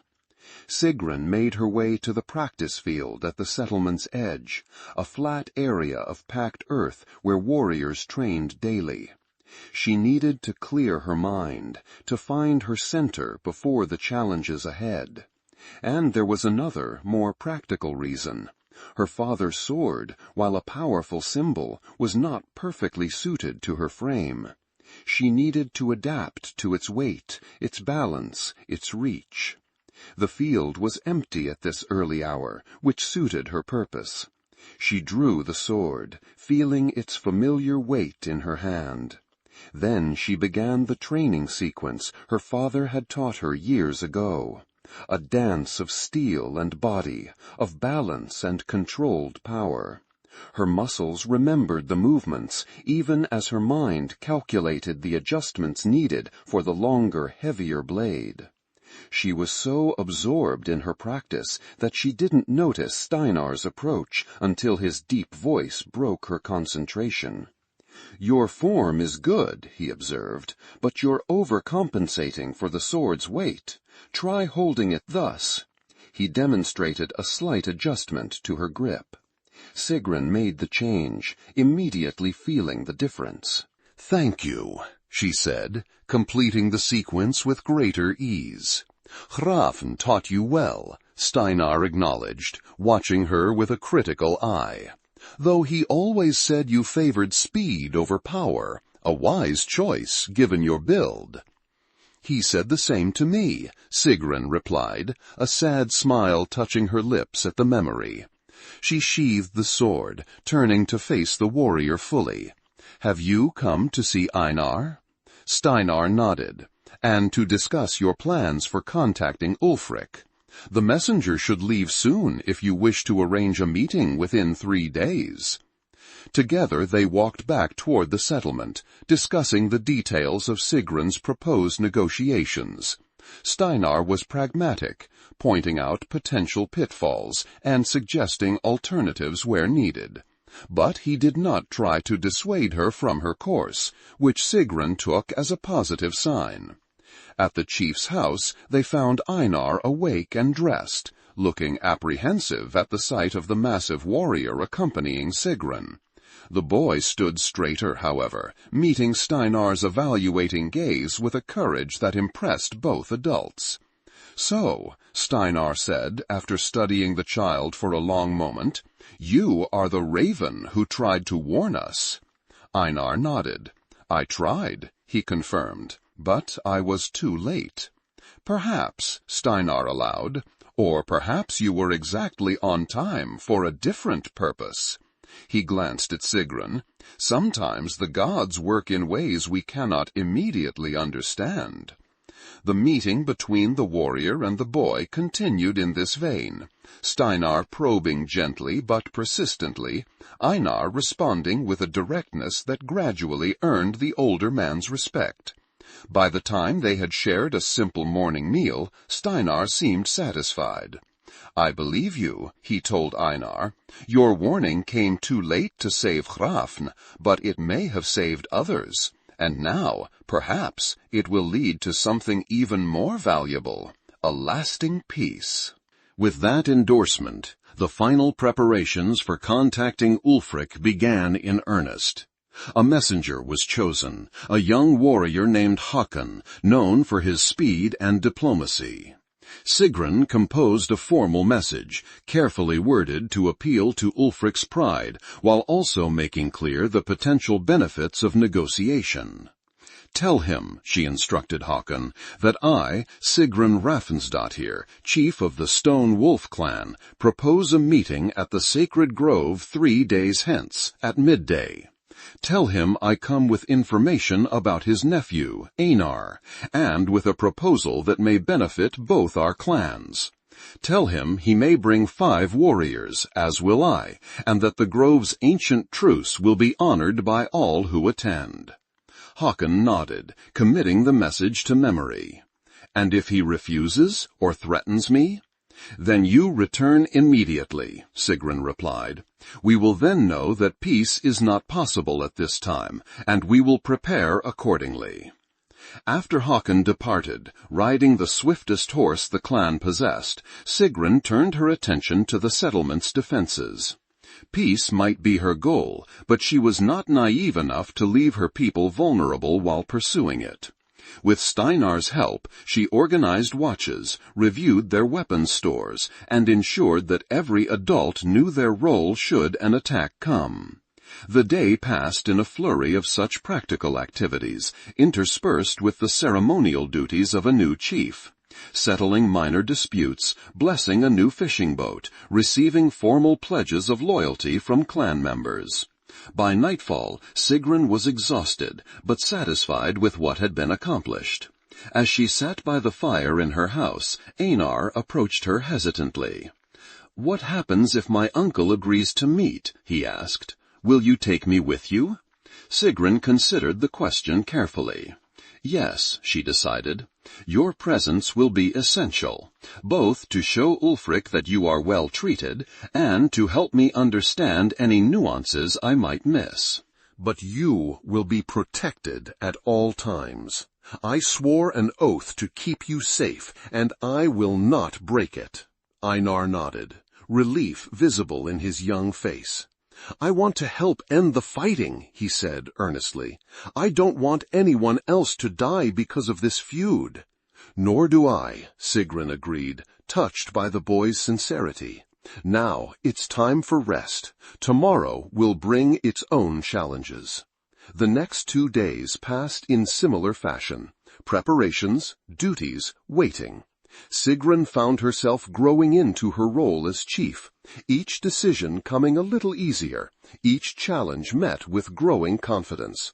The clan, too, seemed to be adjusting to her leadership. There were still doubters, still those who looked to Bjorn rather than to her, but they were a diminishing minority. On the evening of the second day, as twilight settled over the fjord, Hakon returned. His horse was lathered with sweat, its sides heaving from hard riding. The messenger himself looked exhausted but triumphant as he dismounted before the great hall where Sigrun was meeting with her council. "He has agreed," Hakon announced without preamble. "Ulfric Gudmundsson will meet you at the sacred grove tomorrow at midday, with 5 warriors as you specified." A murmur ran through the assembled council members. Surprise, concern, hope, all mingled in their reactions. Sigrun maintained her composure, though her heart raced at the news. "Did he give any conditions?" she asked. "Any message in return?" Hakon nodded grimly. "He said to tell you that he comes only because you have something that belongs to him, his nephew. He said that if the boy is harmed, there will be no negotiation, only blood." "Einar is well and will remain so," Sigrun replied firmly. "What else?" "He asked how a woman came to lead the Stone Wolf clan," Hakon continued, clearly uncomfortable. "I told him that you were chosen by council vote, that you were Hrav's designated heir, despite tradition. The messenger hesitated. "Go on," Sigrun prompted. "I need to know his exact words, however insulting they might be." "He laughed," Hakon gritted, "said that the Stone Wolf must have grown weak indeed to follow a girl barely old enough to wed. But then he grew serious and added that he would judge for himself when he met you." Bjorn, who had been listening from his place in the council circle, snorted derisively. "So it begins," he said. "The disrespect, the undermining of our clan's strength through mockery of our chief." He looked around at the other council members. "This meeting is a mistake. Ulfric comes not to negotiate, but to assess our weakness." "Perhaps," Sigrun acknowledged calmly, "or perhaps he comes because he is curious about the woman who now leads his traditional enemies. Either way, the meeting will proceed as planned." She turned to Steinar. "Choose 4 warriors to accompany us, our best, but also our most disciplined. I want no hotheads who might break the grove's truce at a provocation."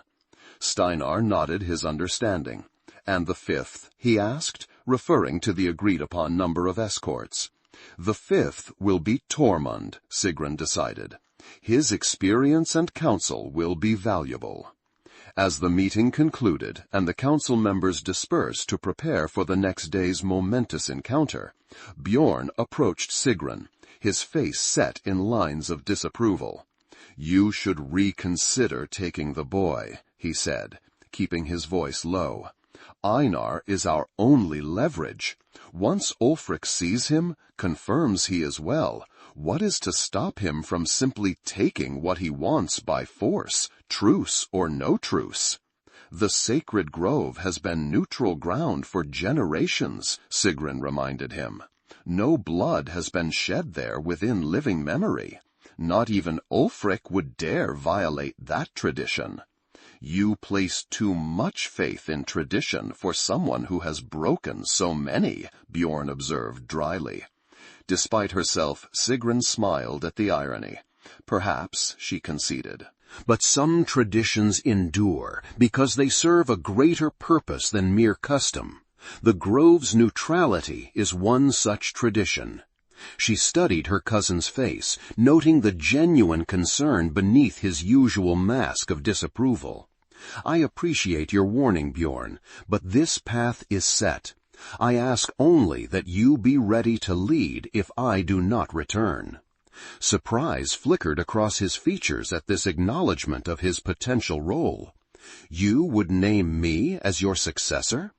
If the worst happens, yes, Sigrun confirmed. Despite our differences, I know you care for our clan. You would protect them as fiercely as I would, in your own way. She placed a hand briefly on his arm. Let us hope it does not come to that. Bjorn nodded slowly, a new respect in his eyes. Let us hope, he agreed, for all our sakes. That night, as the settlement settled into an uneasy sleep, Sigrun sat alone by the fire in her house, her father's sword across her knees as had become her habit. Tomorrow would bring either a new beginning or a continuation of the bloody cycle that had claimed so many lives already. Which it would be depended not just on Ulfric's willingness to listen, but on her own ability to find words that might bridge the chasm of hatred between their clans. Father, she whispered to the dancing flames, guide my tongue tomorrow. Help me find the wisdom you saw in me, the strength to forge a new path. The fire offered no answer, only the quiet crackle of burning wood and the warm glow that held the night's chill at bay. But as Sigrun finally sought her bed, she felt a strange calm settle over her. Not confidence exactly, but a deep certainty that she was doing what needed to be done, whatever the outcome might be. Tomorrow she would face Ulfric Gudmundsson, the man who had killed her father. Tomorrow she would either begin to heal the wounds between their clans or deepen them beyond repair. Tomorrow would change everything, one way or another. With that knowledge heavy in her mind, Sigrun closed her eyes and surrendered to sleep, knowing that dawn would come all too soon, bringing with it the most significant challenge of her young life. The secret grove stood on a small rise between the two clans, a circle of ancient oak trees whose massive trunks and spreading branches had witnessed generations of meetings, treaties, and truces. The ground within the circle was covered with soft moss, and at its center stood a stone altar, weathered by centuries of wind and rain, but still bearing the carved symbols of the old gods. Sigrun approached the grove with her small party as the sun reached its zenith. Einar walked beside her, his face pale but determined. Behind them came Steinar, Tormund, and the 3 warriors Steinar had selected, all veterans of many battles, all known for their discipline and loyalty. At the edge of the tree circle, Sigrun paused. Remember, she said quietly to her companions, no weapons are to be drawn within the grove, unless in direct defense of life. The truce must be honored, whatever provocation might come. They nodded their understanding, hands nonetheless resting on sword hilts or axe handles, ready, despite their promises, for whatever might unfold. Sigrun could hardly blame them. Generations of enmity were not easily set aside, even for a sacred truce. Einar, she continued, looking down at the boy, stay close to me at all times. If anything happens, anything at all that makes you feel unsafe, tell me immediately. The boy nodded, his blue eyes solemn. I will, he promised. Then, with a hesitancy that tugged at Sigrun's heart, he added, "Thank you, for everything." Sigrun squeezed his shoulder gently, then turned her attention back to the grove. No sign yet of Ulfric and his party, though they could be approaching from the other side, hidden by the trees and the slight rise of the land. "We proceed," she decided, stepping forward into the sacred space. The atmosphere within the grove was different, cooler, quieter, as if the very air acknowledged the special nature of the place. Sigrun felt a shiver run down her spine that had nothing to do with the temperature. Here, the old gods seemed closer somehow, watching and waiting to see what the humans who entered their domain would do. They had just reached the central altar when movement at the far side of the grove caught their attention. 6 figures emerged from between the trees, 5 warriors in battle dress, and at their center a tall man whose presence seemed to fill the grove despite the space between them. Ulfric Gudmundsson walked with the confidence of a man accustomed to command, his black cloak billowing slightly in the breeze that stirred the grove.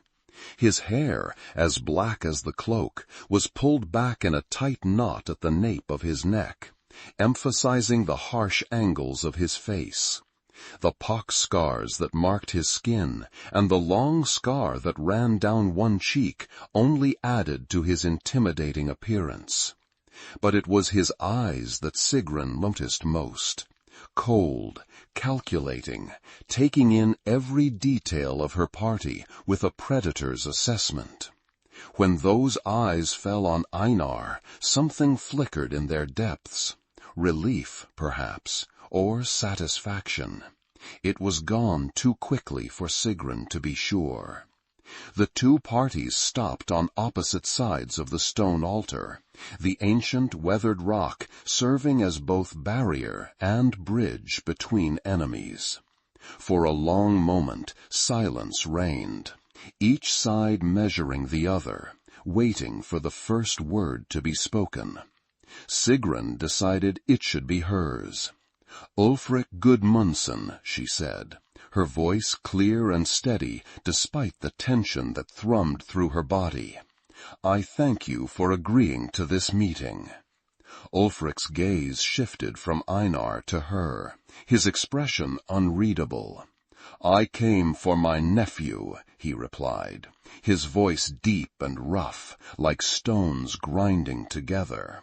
"Not for talk with a girl playing at being chief."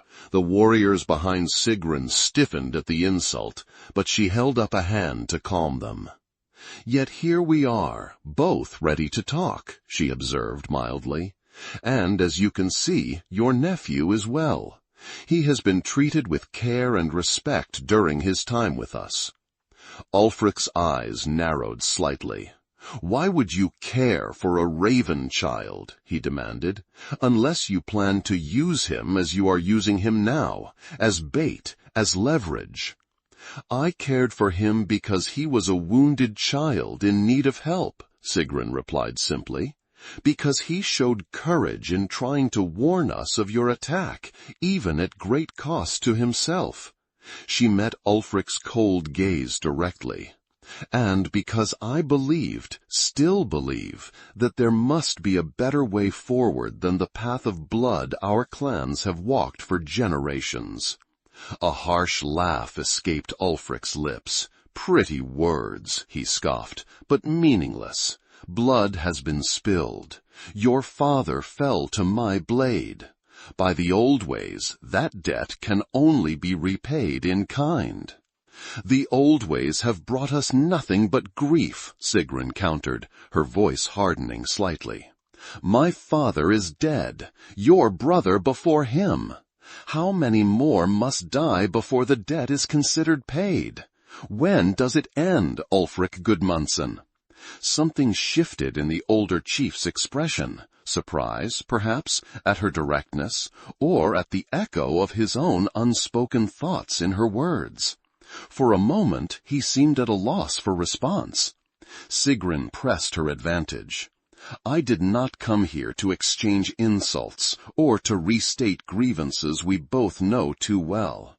I came to propose a different path, one that honors our dead without creating more orphans, more widows, more fuel for the fire of hatred that consumes both our clans." She gestured to Einar, who stood straight-backed beside her, despite the tension crackling in the air. "Your nephew tried to prevent bloodshed and was nearly killed for his courage. He bears the mark of the raven, chosen for wisdom rather than mere battle glory." Perhaps it is time we heeded such wisdom. Ulfric's eyes flicked to the iron bracelet on his wrist, the one Einar had mentioned, engraved with ravens, that had belonged to his dead brother. His fingers traced the engravings absently, a gesture that spoke of deep emotion carefully controlled. "What exactly are you proposing?" he asked, his voice slightly less hostile than before. "A truce," Sigrun replied simply. "1 year without raids or attacks from either side. Time for wounds to heal, for cooler heads to prevail. And at the end of that year we meet again, here in this grove, to discuss a more permanent peace." Ulfric's warriors exchanged glances behind him, clearly surprised by the straightforwardness of the proposal. Ulfric himself remained impassive, though his fingers continued to trace the bracelet's engravings. "And what of Einar?" he asked after a moment. "Does he return with me as part of this truce?" Here was the crux of the matter, the point on which everything might succeed or fail. Sigrun had debated this question endlessly with herself and with her advisers. The politically expedient answer was clear. Yes, return Einar as a gesture of good faith, a sweetener to make the truce more palatable to Ulfric. But she had sworn an oath to protect the boy. And more than that, she had come to care for him, to see in him a bridge between enemies that might help build a lasting peace. Sending him back to a man who had ordered his death seemed not just a betrayal of her oath, but a strategic error. Yet keeping him against Ulfric's wishes would doom the truce before it began. Sigrun chose her words with extreme care. "Einar's safety is my primary concern," she said. "He came to us wounded by arrows bearing the mark of your clan. Before I can return him to your care, I must be assured that he will not face punishment for his actions." Ulfric's face darkened. "You question my treatment of my own blood?" he demanded, anger edging his voice. "I question the treatment that led him to flee to his clan's enemies rather than remain with his own people," Sigrun replied steadily. "I question the arrows that nearly took his life, arrows fired by Ravenclaw warriors." A tense silence fell over the grove. Even the birds seemed to have stilled their songs, as if holding their breath along with the humans who stood in uneasy confrontation around the ancient altar. Then, unexpectedly, Einar himself stepped forward, moving closer to the stone that separated him from his uncle. "Uncle Ulfric," he said, his young voice somehow carrying the weight of someone much older. "I didn't betray our clan. I tried to prevent more death, more sorrow, like what you felt when my father died." Ulfric's expression softened almost imperceptibly at the mention of his brother. "Your father was a great warrior," he said. "He died as he lived, with honor, in battle." "And what did his death accomplish?" Einar asked simply. "Did it bring peace to our clan? Happiness to you? To me?" The boy shook his head. "It brought only more death, more hatred. I don't want that legacy. I want something better, for both our clans." Sigrun watched the exchange with growing hope. Einar's words seemed to be reaching Ulfric in a way that hers could not, piercing the armor of bitterness that the older chief had built around himself. "The boy speaks wisdom beyond his years," Tormund observed quietly from behind Sigrun. "Perhaps there is hope after all." Ulfric was silent for a long moment, his gaze moving from Einar to Sigrun and back again. When he finally spoke, his voice had lost some of its harshness. "A year is a long time," he said. "My warriors grow restless without action, without the opportunity to prove their worth." "There are other ways to prove worth than killing," Sigrun pointed out. "Contests of skill at the summer gatherings, hunting expeditions, even joint ventures against common threats." She leaned forward slightly, her hands resting on the ancient stone. "Our clans were not always enemies, Ulfric Gudmundsson. The oldest stories tell of alliances, of friendship between wolf and raven. Perhaps it is time to remember those tales rather than the more recent ones of blood and vengeance." Something shifted in Ulfric's eyes, a recognition, perhaps, of the truth in her words, or simply a weariness with the constant cycle of violence that had defined his leadership. Whatever the cause, his next words surprised everyone present. "6 months," he said. "I will agree to a truce of 6 months. At the end of that time, we will meet again to discuss whether it can be extended." His gaze hardened as it moved to Einar. "And my nephew returns with me today. That is non-negotiable." Sigrun felt her heart sink. 6 months was better than nothing, far better than she had honestly expected. But Einar's return remained a sticking point. She looked down at the boy, seeing the fear that had crept into his eyes despite his brave words earlier. "I cannot agree to that last condition," she said carefully, "unless I have your sworn oath that Einar will not be harmed or punished for his actions. He acted out of conscience, out of a desire to prevent bloodshed. Such courage should be honored, not condemned." Ulfric's face darkened again at what he clearly perceived as an insult to his honor. "You think I would harm my brother's only child?" he demanded. "The boy made a mistake, a serious one, but he is still of my blood. He will not be harmed. This I swear by the gods who witness our words in this grove." It was a solemn oath, one that even Ulfric would hesitate to break. Sigrun studied his face, looking for any sign of deception. Finding none, she turned to Einar. "The choice must be yours," she told him quietly. "I swore to protect you, and I will keep that oath if you wish to remain with us. But if you choose to return to your clan, to your home, I will respect that decision." Einar looked between Sigrun and his uncle, the weight of the choice visible in his young face.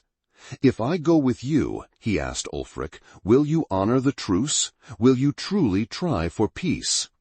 A flicker of something, respect perhaps, crossed Ulfric's scarred features.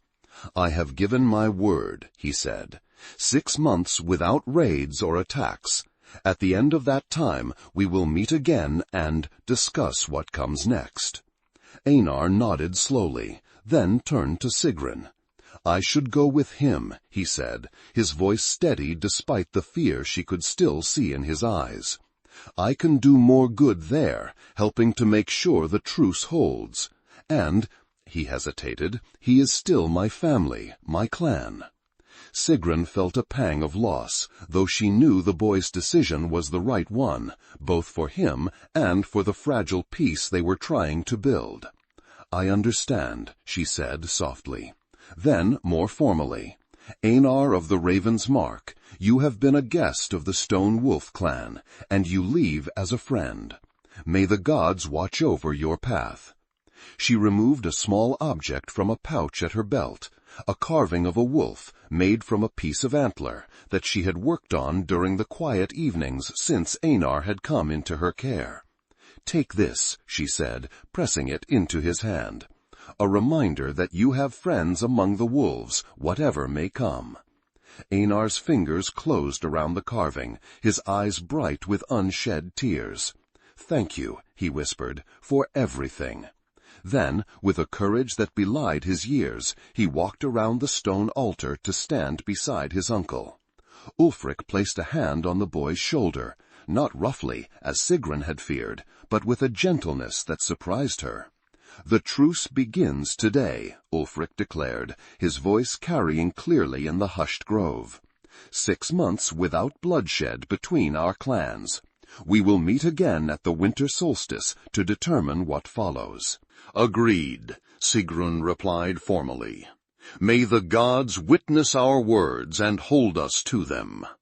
With that, the historic meeting concluded.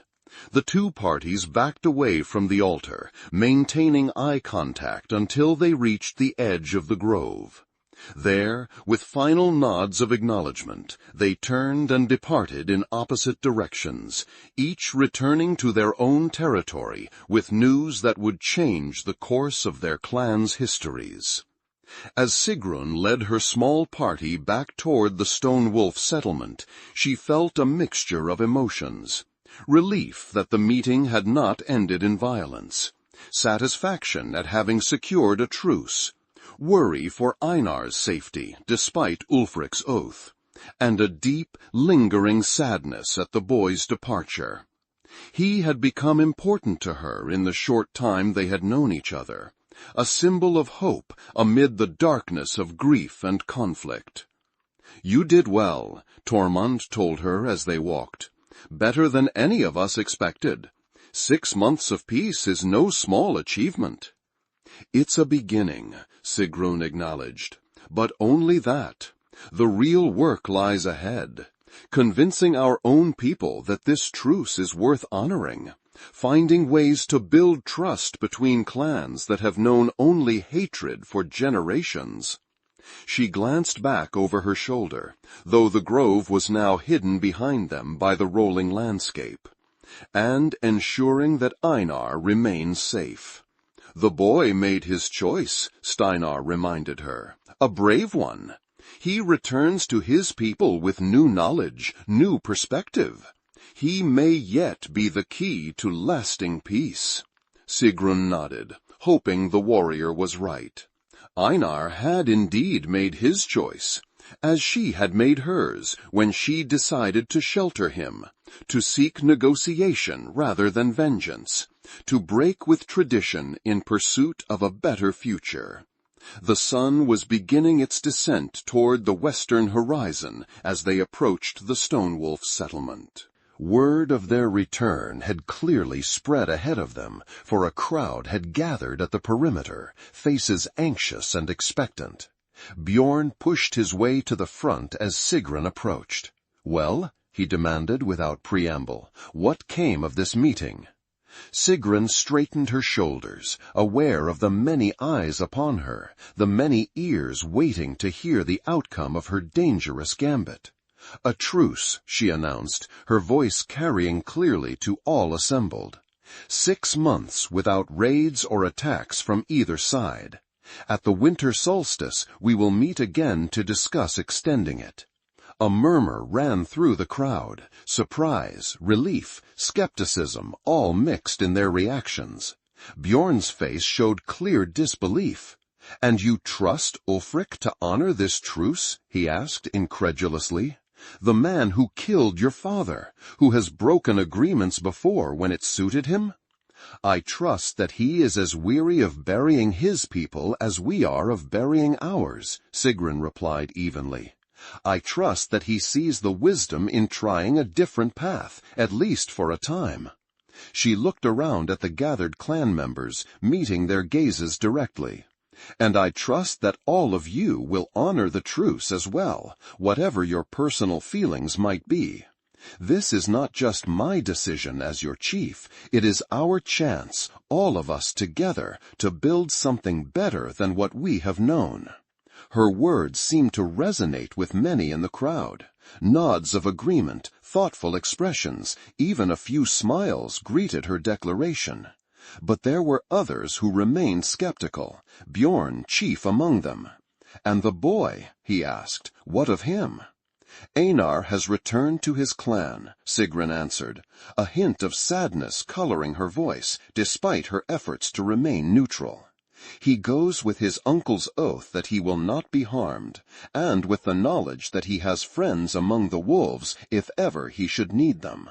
This news was met with mixed reactions, relief from some who had never been comfortable with an enemy child in their midst, concern from others who had come to know Einar during his stay. "The boy made his choice freely," Steinar added, supporting his chief. "He goes not as a prisoner returning to punishment, but as a bridge between our clans, perhaps the first such bridge in generations." As the crowd began to disperse, returning to their interrupted tasks with much to discuss and consider, Bjorn lingered, studying Sigrun's face with an expression she couldn't quite read. "You've changed the course of our clan's history today," he said finally. "For better or worse remains to be seen." "Yes," Sigrun agreed simply. "That was my intention from the start.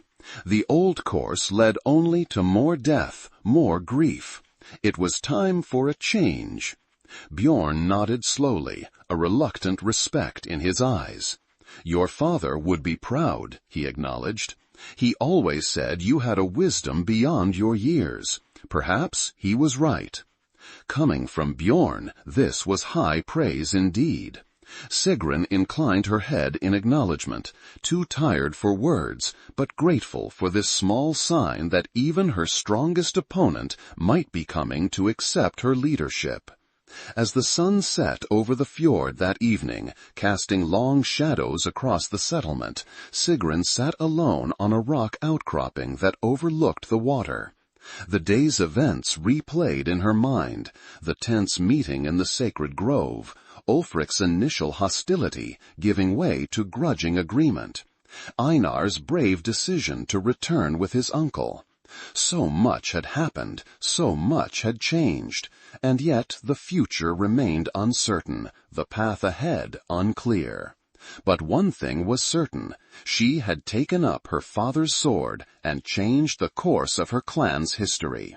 Whether that change would lead to lasting peace or renewed conflict remained to be seen.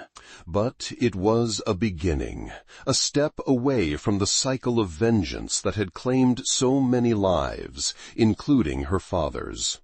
In the deepening twilight, with the first stars appearing in the darkening sky, Sigrun made a silent promise to Hrafn's memory, to Einar's courage, and to her own heart.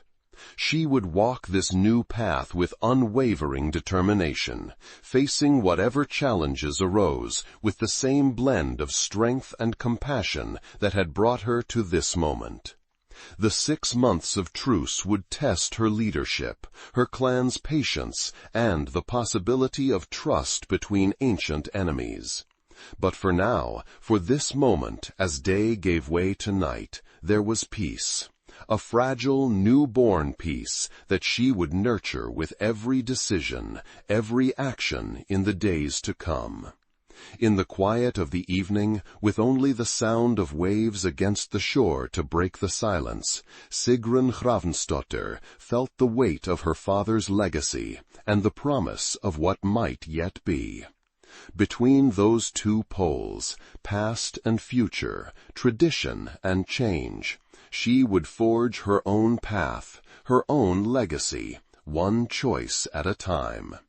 The following months unfolded with a cautious rhythm, like ice slowly thawing after a long winter. The Stonewolf clan adapted to life under their young female chief, finding in Sigrun a leader who balanced strength with wisdom, tradition with innovation. The truce with the Ravenclaw held firm, though not without occasional tensions at the borders where hunters from both clans crossed paths. Sigrun used this time of relative peace to strengthen her clan's position, not through military preparations, but through improved trade relations with other nearby clans, better food storage techniques learned from southern traders, and continued training of all able-bodied members, regardless of gender. Under her guidance, the Stone Wolf settlement flourished despite the challenges of the approaching winter. 3 months after the historic meeting in the sacred grove, as the days grew shorter and the first snows dusted the mountains, a lone figure appeared at the settlement's edge just before sunset. The sentries, alert but no longer expecting immediate attack, escorted the visitor directly to the great hall where Sigrun was meeting with her council. The hall fell silent as the doors opened to reveal Einar, taller already than when he had left, his face flushed from cold and exertion. He wore the clothes of his clan, a dark tunic with raven embroidery at the collar, but around his neck hung the wolf carving Sigrun had given him, now suspended on a leather cord. "Einar," Sigrun said, rising from her seat at the head of the council table, "what brings you here? Is all well?" The boy's expression was grave beyond his years. "I come with news," he said, his voice steady despite his obvious fatigue. "Uncle Ulfric has fallen ill, a fever that the healers cannot break. Einar hesitated, glancing at the council members who watched with undisguised interest. "He asks to speak with you, Sigrun Hrafnsdóttir, before it's too late." Murmurs of surprise and suspicion rippled through the hall. Bjorn, who had gradually accepted his cousin's leadership, though never without question, spoke what many were thinking. "It could be a trap," he warned, "a way to lure you into Raven territory, away from your protectors." Einar's blue eyes flashed with indignation. "My uncle swore an oath in the sacred grove," he said firmly. "He has honored the truce these 3 months, as have you. He would not break his word, especially not—" the boy's voice faltered slightly— "not when he may soon face the gods himself." Sigrun studied Einar's face, looking for any sign of deception. Finding none, she made her decision. "I will go," she announced, silencing the immediate protests with a raised hand. "But not alone. Steinar and Tormund will accompany me, along with 2 others of my choosing." "Sigrun," Bjorn objected, using her name rather than her title in his agitation. "This is madness. Even if the boy speaks truth about Ulfric's condition, entering Raven territory puts you at the mercy of those who have hated our clan for generations." "The truce holds," Sigrun reminded him. "And if Ulfric dies without this meeting, what then? Who takes leadership of the Ravenclaw? Someone who honors his agreements, or someone who sees opportunity in our momentary vulnerability?" She shook her head. "No, I must go. The future of our peace may depend on it." Despite continued objections from Bjorn and others, Sigrun's decision stood. Preparations were made swiftly, and by the time the moon rose over the fjord, she and her small party were ready to depart, guided by Einar through the night-shrouded forest that separated the 2 clans' territories. The journey was tense, each shadow potentially harboring danger, each unexpected sound causing hands to move to weapons. But Einar led them surely, his knowledge of the forest paths impressive for one so young. By dawn, they had reached the outskirts of the Ravenclaw settlement, a collection of buildings not unlike their own, nestled between forest and sea. Warriors met them at the perimeter, faces suspicious but not openly hostile. Einar spoke to them briefly, and they were escorted to a large dwelling at the settlement's center, Ulfric's house, now heavy with the atmosphere of sickness and approaching death. Inside, the air was thick with the smell of medicinal herbs and the heat of a fire built higher than comfort would dictate, an attempt to sweat the fever from the ailing chief. Ulfric himself lay on a platform covered with furs, his powerful frame diminished by illness, his face flushed with fever, but his eyes clear and alert as they fixed on Sigrun. "So," he said, his voice weaker than when they had last met, but still carrying the authority of leadership. "Hrafnsdóttir comes at my call." Perhaps there is hope for our clans after all. Sigrun approached his bedside, signaling her companions to remain near the door. "You asked to speak with me," she said simply. "I have come." Ulfric struggled to sit up, waving away the help of a woman who hovered nearby, a healer, judging by the pouches of herbs at her belt. "Leave us," he commanded, "all of you. What I have to say is for the wolf chief's ears alone." Protests immediately arose from both sides, neither willing to leave their leader unprotected in the presence of traditional enemies. Sigrun silenced her people with a gesture, then addressed Ulfric. "My companions stay," she said firmly, "as do your attendants. Whatever you have to say can be said before witnesses." For a moment it seemed Ulfric might refuse, his pride battling with the urgency of his purpose. Then, with a slight nod, he acquiesced. "Very well, witnesses it shall be." He coughed, a harsh sound that spoke of fluid in the lungs, before continuing. "I am dying, Sigrun Hrafnsdóttir. The healers give me days, perhaps a week. And when I go to join my ancestors, leadership of my clan will pass to my cousin Hákon Grimsson." Sigrun nodded, recognizing the name. Hákon was known as a fierce warrior, but not a thoughtful leader, quick to anger, slow to forgive. "And you fear he will not honor the truce," she guessed. "I know he will not," Ulfric corrected grimly. "He opposed it from the start, has argued against it at every council meeting since.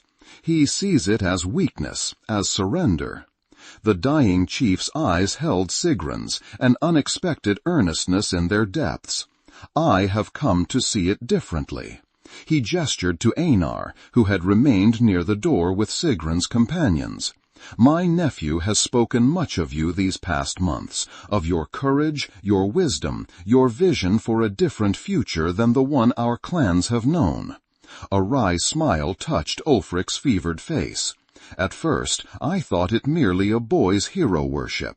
But as the truce held, as our people began to taste the benefits of peace, I began to wonder if perhaps the boy had seen something I had missed."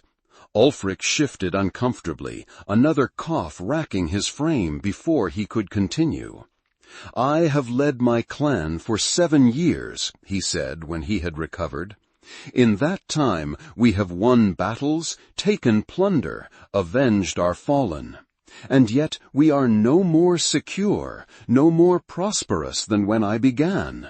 If anything, we are diminished, fewer warriors, more orphans, more widows." The admission clearly cost him, his pride warring with the clarity that sometimes comes to those facing death. "Your father," he continued, "was a worthy opponent. His fall brought me no joy, only the hollow satisfaction of a debt repaid. And what did it accomplish? Nothing, but more hatred, more determination for revenge, until you broke the cycle with an offer of truce instead of threats of vengeance." Sigrun listened in silence, hardly daring to believe what she was hearing. This was not the Ulfric Gudmundsson who had faced her across the stone altar in the sacred grove. Or rather, it was that same man, but transformed by illness and the perspective it had brought. "Why tell me this now?" she asked when he fell silent, his strength seemingly exhausted by his speech. Ulfric's gaze was direct, unflinching despite his weakness. "Because I would not have what little good I have managed to do in my life undone by those who come after me," he replied. "Because I would not have Einar grow up in the same cycle of violence that claimed his father, my brother, and so many others." He reached out with a trembling hand, grasping Sigrun's wrist with surprising strength. "I ask you to protect him when I am gone, to give him sanctuary if Hakon's leadership threatens his safety." Sigrun felt the weight of the request, not just protection for Einar, but potentially the spark for renewed conflict if Hakon saw it as interference or kidnapping. Yet she could not refuse, not when the boy had risked so much to help forge the peace they now enjoyed. "I swear it," she said solemnly. "Einar will always have a place among the stone wolves, should he need it." Relief washed over Ulfric's fevered face. "Thank you," he said simply. Then, with visible effort, he removed the iron bracelet from his wrist, the one engraved with ravens that had belonged to his brother. "Give him this when he is old enough to understand its weight. Tell him his father would be proud of the man he is becoming." Sigrun accepted the bracelet, the metal warm from Ulfric's skin. "I will," she promised, "and I will honor the truce we made, regardless of who leads the Ravenclaw after you." Ulfric nodded weakly, his strength clearly fading. "Perhaps," he murmured, his voice growing fainter, "in another life we might have been allies rather than enemies. Perhaps our children or their children will know that world." "Perhaps," Sigrun agreed softly. "Rest now, Ulfric Gudmundsson. You have done what you can to secure a better future. Let that bring you peace." The dying chief's eyes closed. Whether in sleep or final surrender, it was impossible to tell. The healer moved forward immediately, checking his breathing, adjusting the furs that covered him. "He should rest," she told Sigrun. "The fever may break yet, though." Her voice trailed off, her expression making clear her lack of hope for recovery. Sigrun nodded understanding. "We will remain in your settlement until morning," she decided. "If he wakes again and wishes to speak further, I would be available." Arrangements were made for the Stonewolf party to stay in a small dwelling near Ulfric's house. The atmosphere in the Ravenclaw settlement was tense, but not hostile.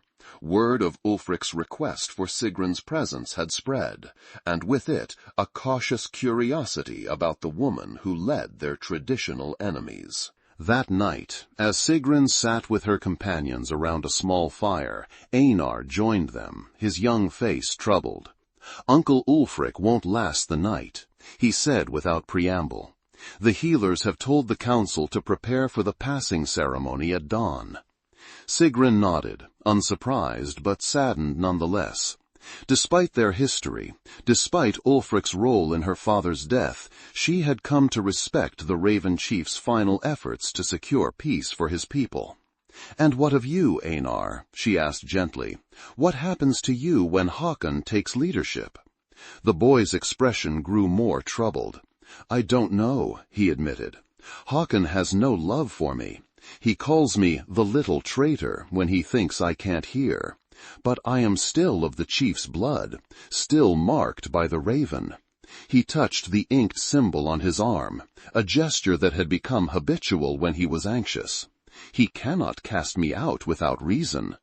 "But he might make life difficult enough that you would choose to leave," Tormund observed shrewdly. Einar nodded, his eyes reflecting the firelight. "That's why Uncle Ulfric asked for your oath," he said to Sigrun. "He knows what may come." Sigrun reached out to touch the wolf carving that still hung around Einar's neck. "My oath stands," she assured him. "Whatever happens, you have a place with us if you need it. But do not be too quick to assume the worst. Hakon may surprise you. Leadership often changes a person's perspective." As it changed yours, Steinar remarked from across the fire. And Ulfric's, it seems, at the end. Yes, Sigrun acknowledged. Responsibility has a way of clearing the mind, of forcing one to see beyond personal grievances to the greater good. She looked at Einar, seeing in him the future of both clans, a bridge between enemies that might yet lead to lasting peace. Whatever comes next, the path has been set. It's up to us to continue walking it, however difficult it might become. Ulfric Gudmundsson died as the first light of dawn touched the eastern sky. The news spread quickly through both settlements, carried by runners dispatched as part of the funeral preparations. By midday, Hakon Grimsson had been formally acknowledged as the new chief of the Ravenclaw clan. His first pronouncement, a solemn vow to honor Ulfric's agreements, including the truce with the Stone Wolf, until their stated conclusion. Sigrun and her party remained for Ulfric's funeral, their presence a powerful symbol of the changing relationship between the clans. As the funeral boat carrying Ulfric's body sailed into the sunset, flames consuming the vessel and sending the chief's spirit to join his ancestors, Sigrun stood beside Einar on the shore, her hand resting supportively on his shoulder. "He tried," Einar said softly, watching the burning boat grow smaller in the distance. "At the end, he tried to make things better." "Yes," Sigrun agreed, "and in doing so, he honored your father's memory more truly than any act of vengeance could have done." She looked down at the boy who had changed so much in both their lives. "We should return to our settlement tomorrow. But remember, Einar of the Ravensmark, you are welcome among us at any time. The door stands open should you need it." The boy nodded, his eyes still fixed on the distant flames. "I know," he said simply, "and I thank you for it." The return journey the following day was tense but uneventful. Hakon himself escorted them to the border between the two clans' territories, his manner formal but not overtly hostile. His parting words to Sigrun were carefully measured. "The truce holds until the winter solstice, as agreed. What follows will depend on many things." "Indeed," Sigrun replied equally carefully. "I look forward to our meeting at the sacred grove when that time comes." As they walked away, Tormund glanced back at the Raven warriors who remained at the border, watching their departure. "Hakon will be a different kind of challenge than Ulfric," he observed. "Less direct, more calculating." "Yes," Sigrun agreed, "but the path remains the same, toward peace if possible, toward protection of our people if not." She looked ahead, toward the forest that would lead them home. "Whatever comes, we face it together." The remaining 3 months of the truce passed swiftly, filled with the preparations for winter that occupied both clans regardless of their political relationships. Hunting parties ranged farther afield, smoke rose from fish-drying racks, berries and roots were gathered and preserved. The rhythm of survival continued as it had for generations, a constant amid the changing landscape of inter-clan relations. Einar visited the Stone Wolf settlement twice during this time, once officially as a messenger from Hakon with formal greetings and trade proposals, once unofficially, slipping away from his own settlement to bring Sigrun news of growing tensions within the Ravenclaw Council. Hakon, it seemed, was consolidating his power, sidelining those who had supported Ulfric's peace initiatives and promoting warriors known for their aggressive tactics. "He speaks of honor and tradition," Einar reported during his clandestine visit, "but underneath there is always the suggestion that the truce was a mistake, that it shows weakness rather than wisdom." Sigrun listened gravely, recognizing the warning signs, but unwilling to abandon the path she had chosen. "We prepare for all possibilities," she assured Einar, "but we do not assume the worst until it is proven. The truce has benefited both our clans. Surely Hakon can see that." "Perhaps," Einar said doubtfully, "but benefit is not always measured the same by all men. Some value glory over prosperity, vengeance over peace."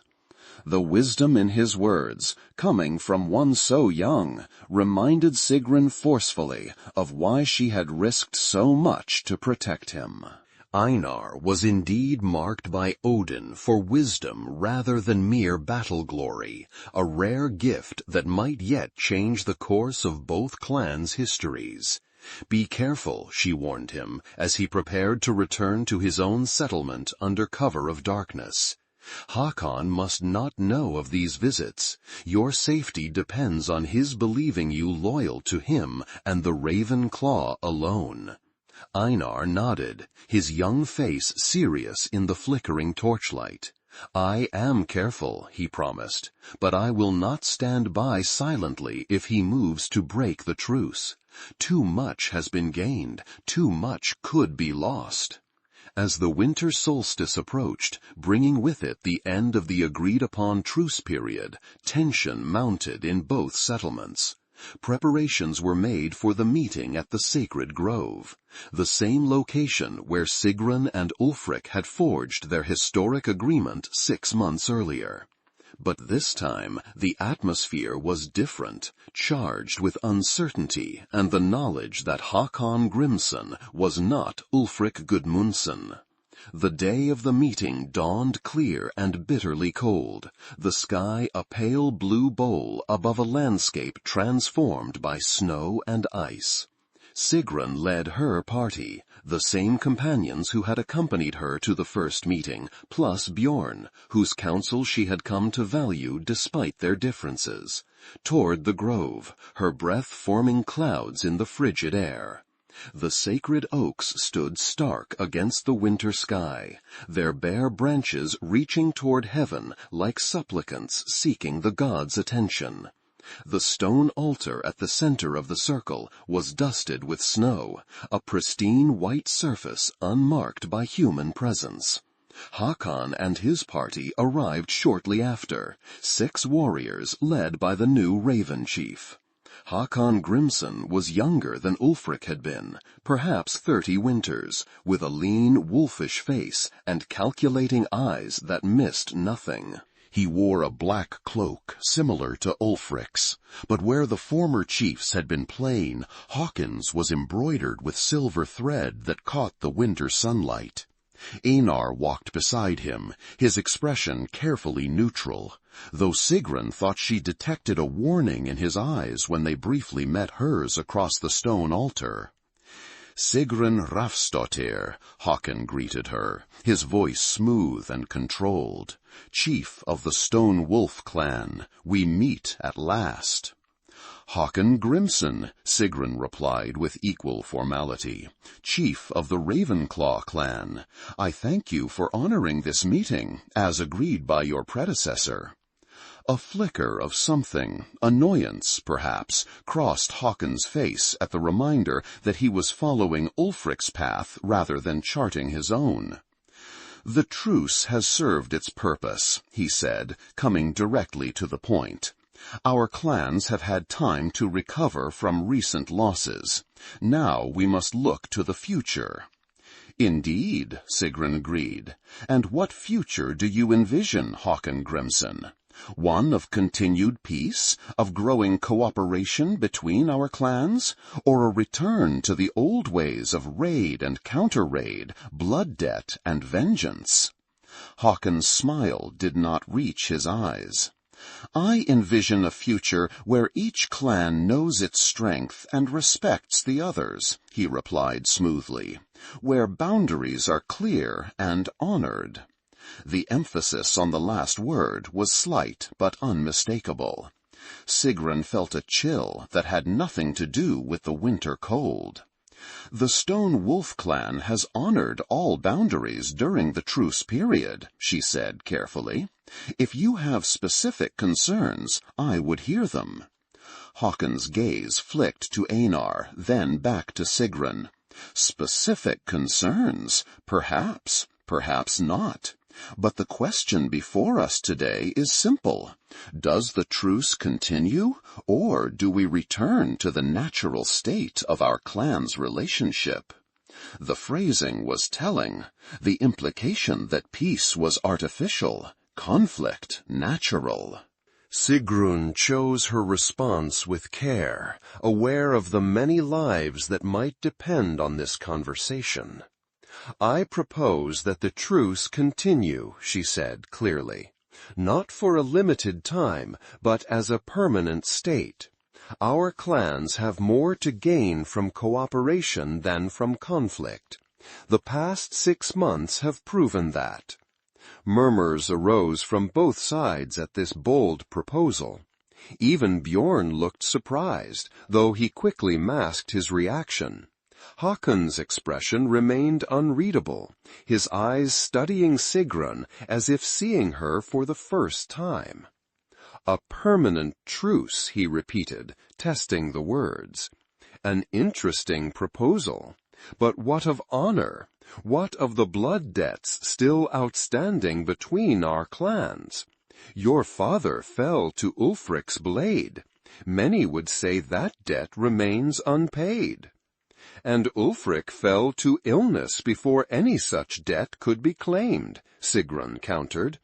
Perhaps the gods themselves were sending a message that the cycle of vengeance serves no one, not even those who believe most strongly in its necessity. Haakon's eyes narrowed slightly. "You speak boldly for one so young," he observed. "But boldness is not always wisdom.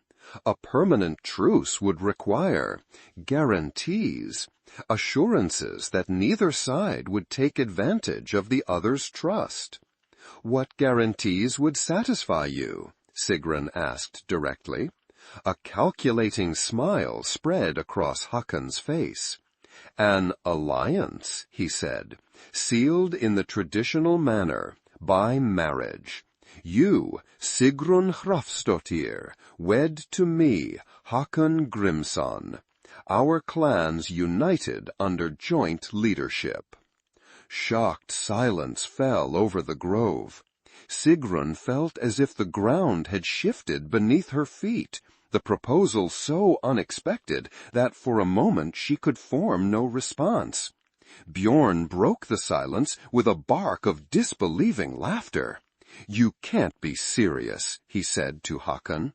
"Our clans have been enemies for generations.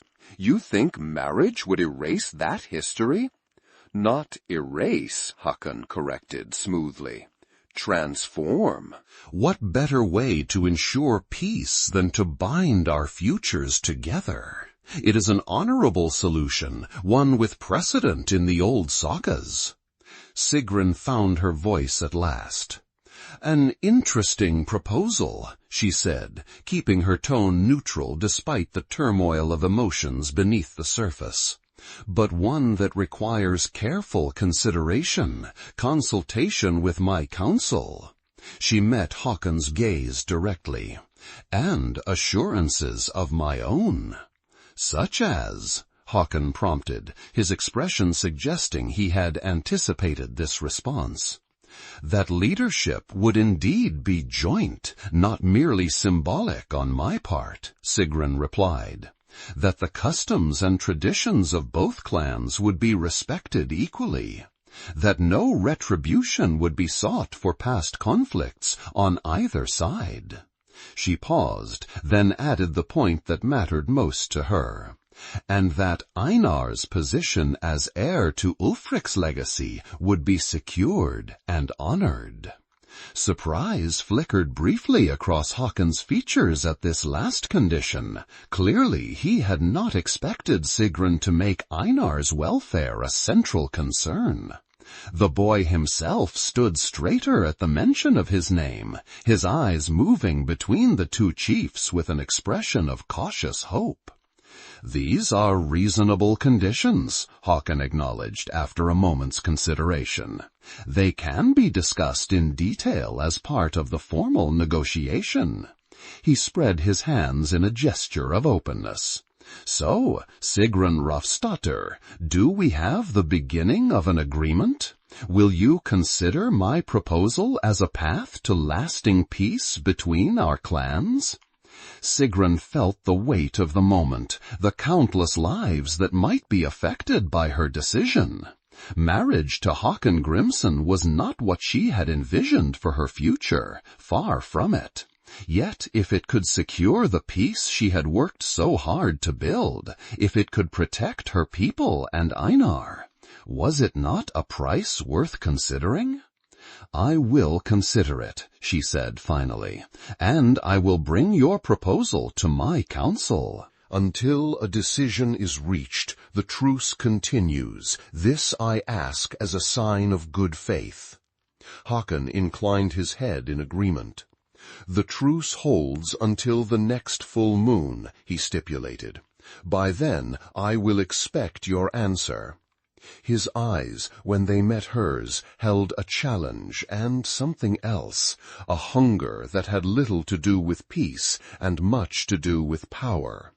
"Choose wisely, Sigrun Hrafnsdóttir. The future of both our clans depends on it." With that, the meeting concluded, each party departing the sacred grove with much to consider. As Sigrun led her companions back toward the Stone Wolf settlement, her mind raced with the implications of Håkon's unexpected proposal. "You cannot seriously be considering this," Bjorn said as soon as they were out of earshot of the Raven party.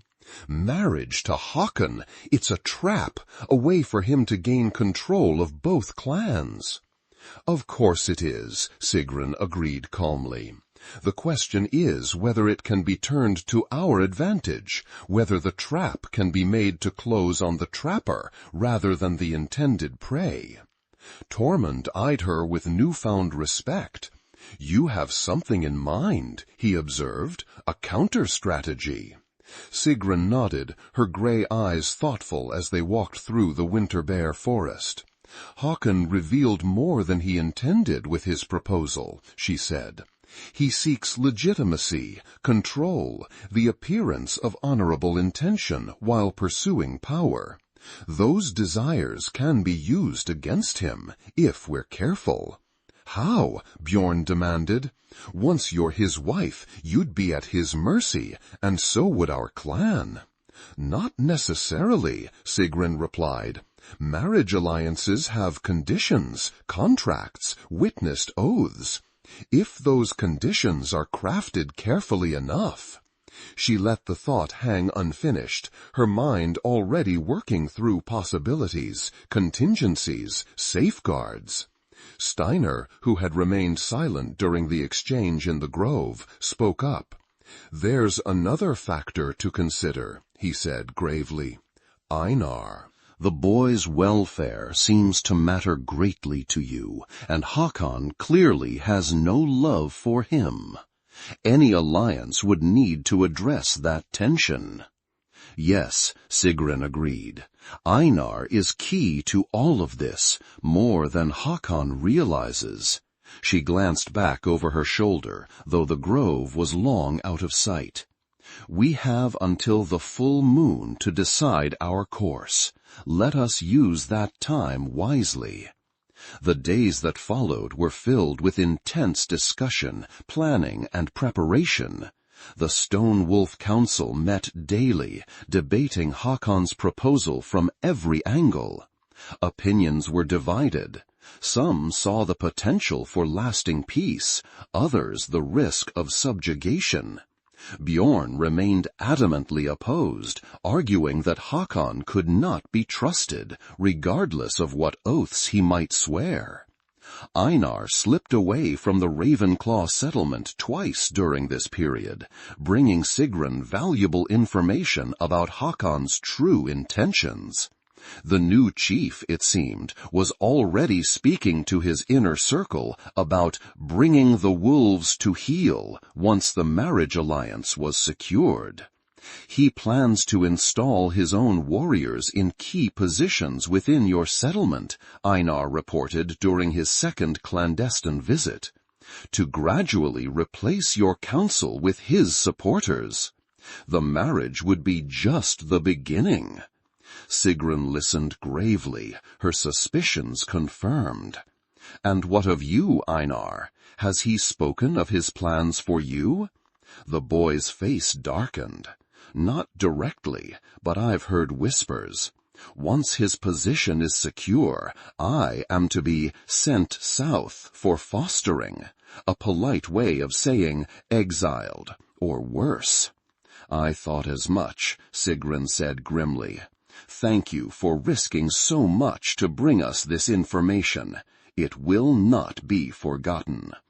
As the full moon approached, bringing with it the deadline for Sigrun's answer to Hakon's proposal, a plan took shape. Risky, bold, but with the potential to secure everything she had worked for. The council debated it fiercely, with Bjorn surprisingly emerging as one of its strongest supporters once he understood the full strategy. It might actually work, he acknowledged grudgingly, if everything aligns perfectly. Few plans survive contact with reality unchanged, Sigrun replied. But the principles are sound, and the contingencies accounted for. It's the best chance we have to secure a lasting peace, on our terms, not Hakon's.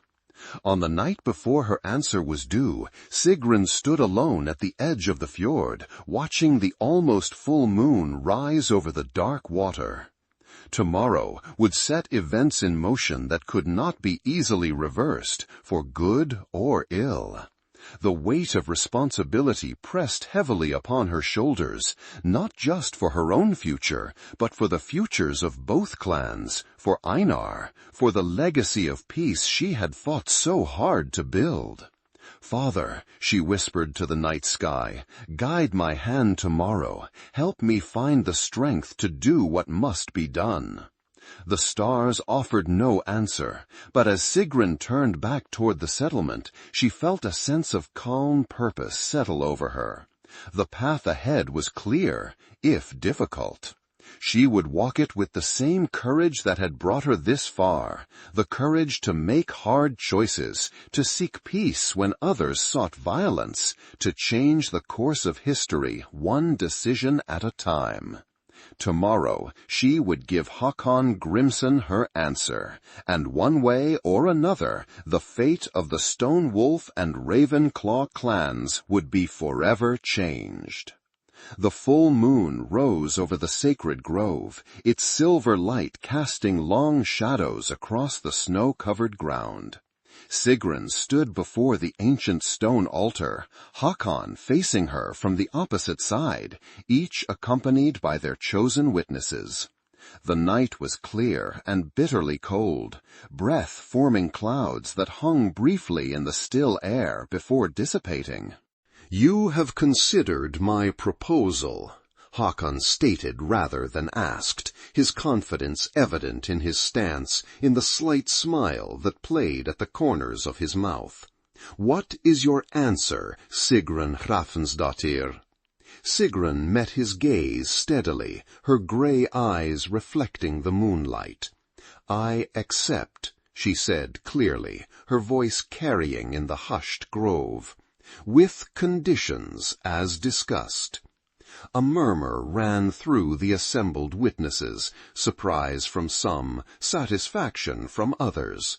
Hakon's smile widened, though it still did not reach his eyes. "Name your conditions," he invited, "and let us see if they are acceptable."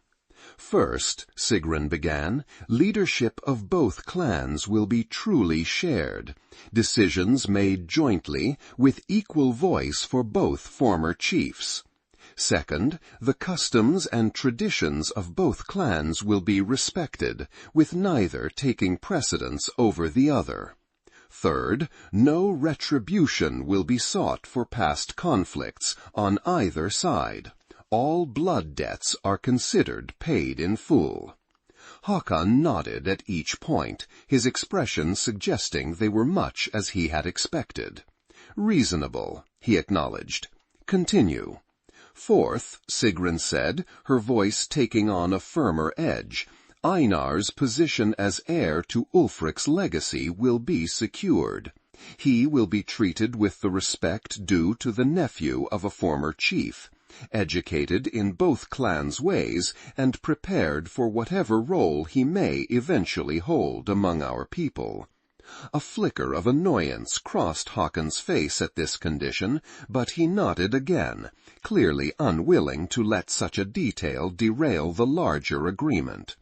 The boy will be treated according to his rank, he agreed carefully, and prepared for his future role, whatever that may be.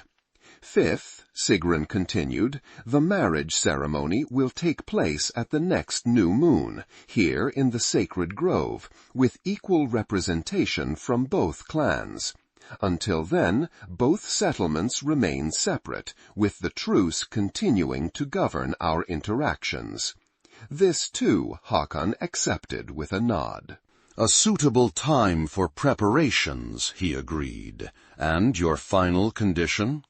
Sigrun took a deep breath, reaching into a pouch at her belt.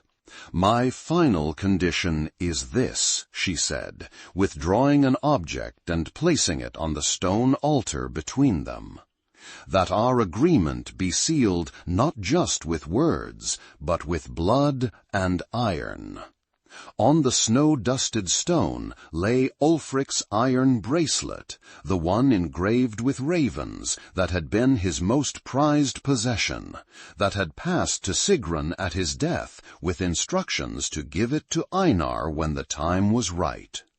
Håkon's eyes widened slightly at the sight of it. Ulfric's bracelet, he said, surprise evident in his voice. How came you to possess it? He gave it to me before he died, Sigrun replied simply, for safekeeping until it could be passed to Einar when he comes of age. But now I offer it as part of our pact, a symbol of the union between our clans, to be worn by you as a sign of your commitment to honor all that we have agreed upon here tonight. It was a masterstroke, and Sigrun could see from Håkon's expression that he recognized it as such. To refuse would be to reject a powerful symbol of legitimacy, a connection to his predecessor that would strengthen his position among his own people. Yet to accept was to bind himself more firmly to the conditions Sigrun had outlined, especially regarding Einar's welfare. After a moment's hesitation, Håkon reached for the bracelet.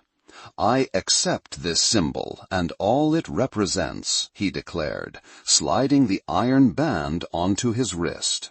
Let it serve as a reminder to all of the new bond between wolf and raven. As his fingers closed around the metal, a drop of blood welled from a small, almost invisible barb that Sigrun had carefully attached to the bracelet's inner surface. Not enough to cause serious harm, but sufficient to fulfill the final part of her plan. Blood and iron, she said softly, as Håkon's eyes widened in surprise. The most binding oath of all. Before Håkon could respond, Sigrun raised her voice to address all assembled. Witnesses of both clans, she called, you have heard our agreement and seen it sealed with the ancient symbols of commitment. Let none seek to break what has been joined this night, on pain of the gods' displeasure and the united strength of our combined peoples. A chorus of affirmation rose from the witnesses, the traditional response to such a declaration. Håkon, recovering quickly from his surprise, joined in, though his eyes, when they met Sigrun's, held a new wariness, a recognition that she was not the easily manipulable young woman he had perhaps taken her for. With the formal agreement concluded, the two parties began to disperse, each returning to their own settlement to prepare for the changes that would come with the new moon. As they walked away from the grove, Bjorn fell into step beside Sigrun. "The blood," he said quietly. "Insurance," Sigrun replied, her voice equally low. "Blood freely given in an oath is one thing. Blood taken unknowingly." She left the implication hanging. Bjorn's eyes widened slightly as understanding dawned. "The old beliefs," he murmured. "Blood gives power over the one from whom it is taken." "So the elders say," Sigrun confirmed. "I don't know if such magic truly exists. But Hakon believes it does. I've seen the protective runes he wears, heard from Einar of his consultations with seers. That belief alone may make him more cautious in his dealings with me, more likely to honor our agreement." "Clever," Bjorn acknowledged, new respect in his voice. "But risky, if he realizes your intent. Then we face the same dangers we would have faced without this precaution," Sigrun replied pragmatically. "But with one difference. We are prepared, alert, ready for whatever may come.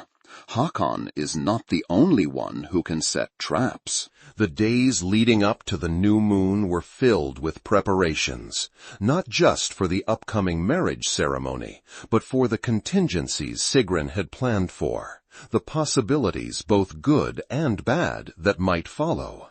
Warriors trained with renewed purpose, stores were inventoried and secured, networks of messengers established between Sigrun and her most trusted allies.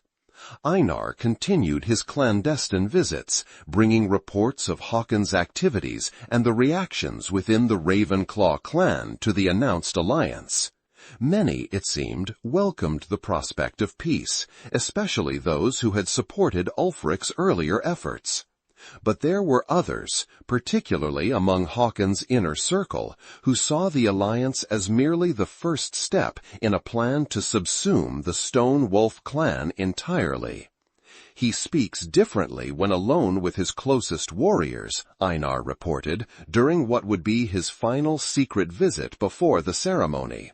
"He talks of taming the wolf girl, of showing both clans who truly rules once the marriage is complete." Sigrun nodded, unsurprised. "And his reaction to the bracelet, to the blood oath?" A small smile touched Einar's young face. "He's consulted 3 different seers about it," the boy revealed. "None have given him the answers he wants to hear. He wears the bracelet constantly, afraid that removing it would somehow break the protection it offers against whatever magic he believes you might work with his blood." "Good," Sigrun said softly. "Let him worry about imagined dangers. It may make him less attentive to the real ones." The night before the new moon, as final preparations for the ceremony were being completed, Sigrun gathered her closest advisors in the great hall. Bjorn, Steinar, Tormund, and several others who had proven their loyalty and wisdom during her time as chief. Einar was there as well, having been officially sent by Hakon with a formal message, but staying longer than strictly necessary for its delivery. "Tomorrow, everything changes," Sigrun told them, her voice steady despite the gravity of the moment. "Whether for good or ill depends not just on Hakon's actions, but on our own, on our unity, our vigilance, our commitment to the path we have chosen." She looked around the circle, meeting each person's gaze in turn. "Some of you doubted me when I first became chief. Some questioned my decisions, my vision for our clan's future. Yet here we stand, on the verge of a peace that has eluded our people for generations." A small smile touched her lips. "Albeit a peace that comes with significant complications. Chuckles rippled around the circle, breaking some of the tension that had built during her speech. Bjorn, who had been her strongest early opponent and was now one of her most valued advisers, spoke up. "Whatever happens tomorrow," he said, "the Stone Wolf clan stands with you, Sigrun Hrafnsdóttir. You have proven yourself a worthy chief, worthy of your father's legacy and of our loyalty." Murmurs of agreement followed his words, heads nodding around the circle. Sigrun felt a surge of emotion at this affirmation from those whose opinions she valued most. "Thank you," she said simply. "Your support means more than I can express." She turned to Einar, who had been listening quietly from his place near the fire. "And you, Einar of the Raven's Mark, you have risked much to help forge this peace, to bridge the gap between our clans. Whatever the future holds, know that your courage has not gone unnoticed or unappreciated." The boy straightened under her praise, his young face solemn, but his eyes bright with pride. "I only did what I believed was right," he said, "what my mother taught me, that wisdom is greater than vengeance, that breaking a cycle takes more courage than continuing it." "Wise words indeed," Sigrun acknowledged, "words that have guided my own actions these past months." She looked around the circle once more. "Remember them tomorrow, whatever unfolds. And remember that the future we are building is not just for ourselves, but for all who come after us. A future where wolf and raven might live in harmony rather than hatred." With that, the gathering dispersed, each person returning to their assigned tasks or seeking rest before the momentous day ahead. Sigrun remained in the great hall alone, staring into the dying fire as she had so often since assuming leadership of her clan.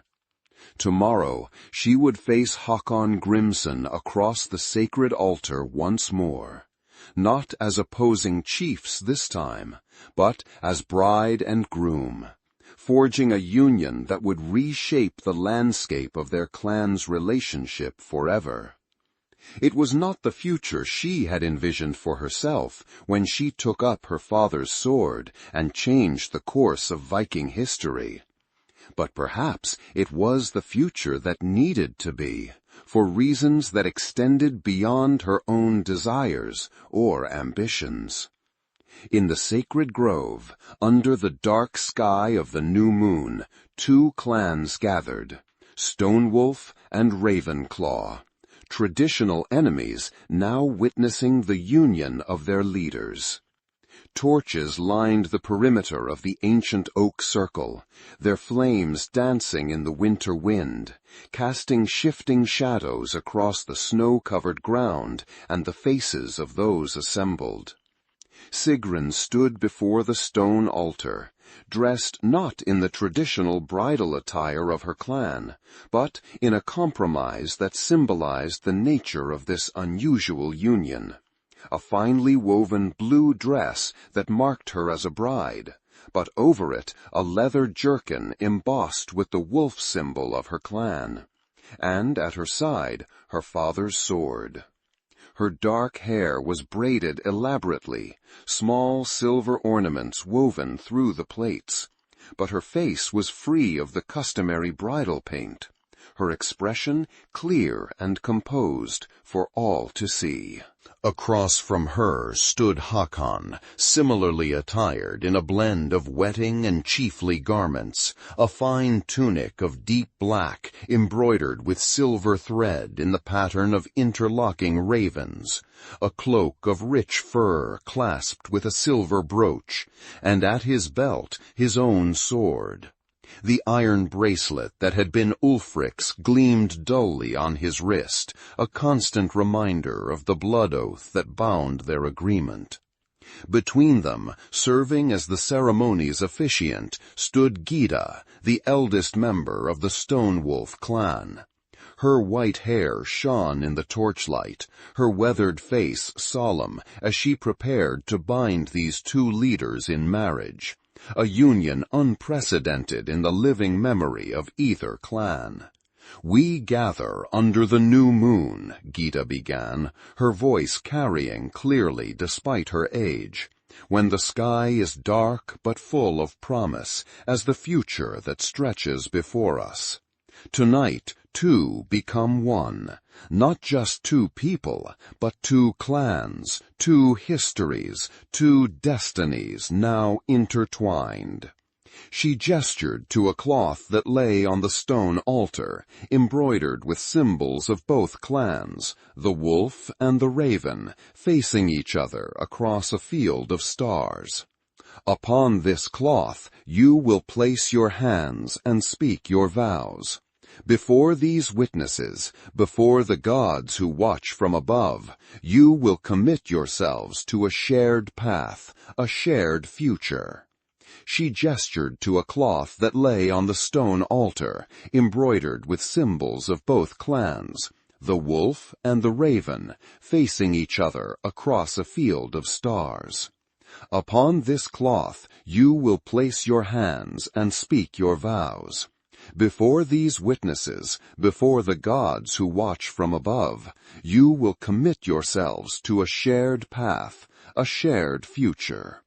She gestured to a cloth that lay on the stone altar, embroidered with symbols of both clans, the wolf and the raven, facing each other across a field of stars. "Upon this cloth you will place your hands and speak your vows. Before these witnesses, before the gods who watch from above, you will commit yourselves to a shared path, a shared future." Sigrun and Hakon both placed their right hands on the cloth as instructed, their fingers not quite touching, but close enough that each could feel the warmth of the other's skin in the cold night air. "Hakon Grimson," Gita continued, "do you come freely to this union, with honest intent and open heart?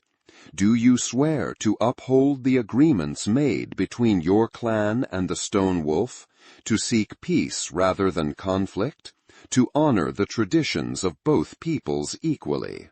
Hakon's voice was strong and clear as he responded, "I do so swear, before these witnesses and the gods above."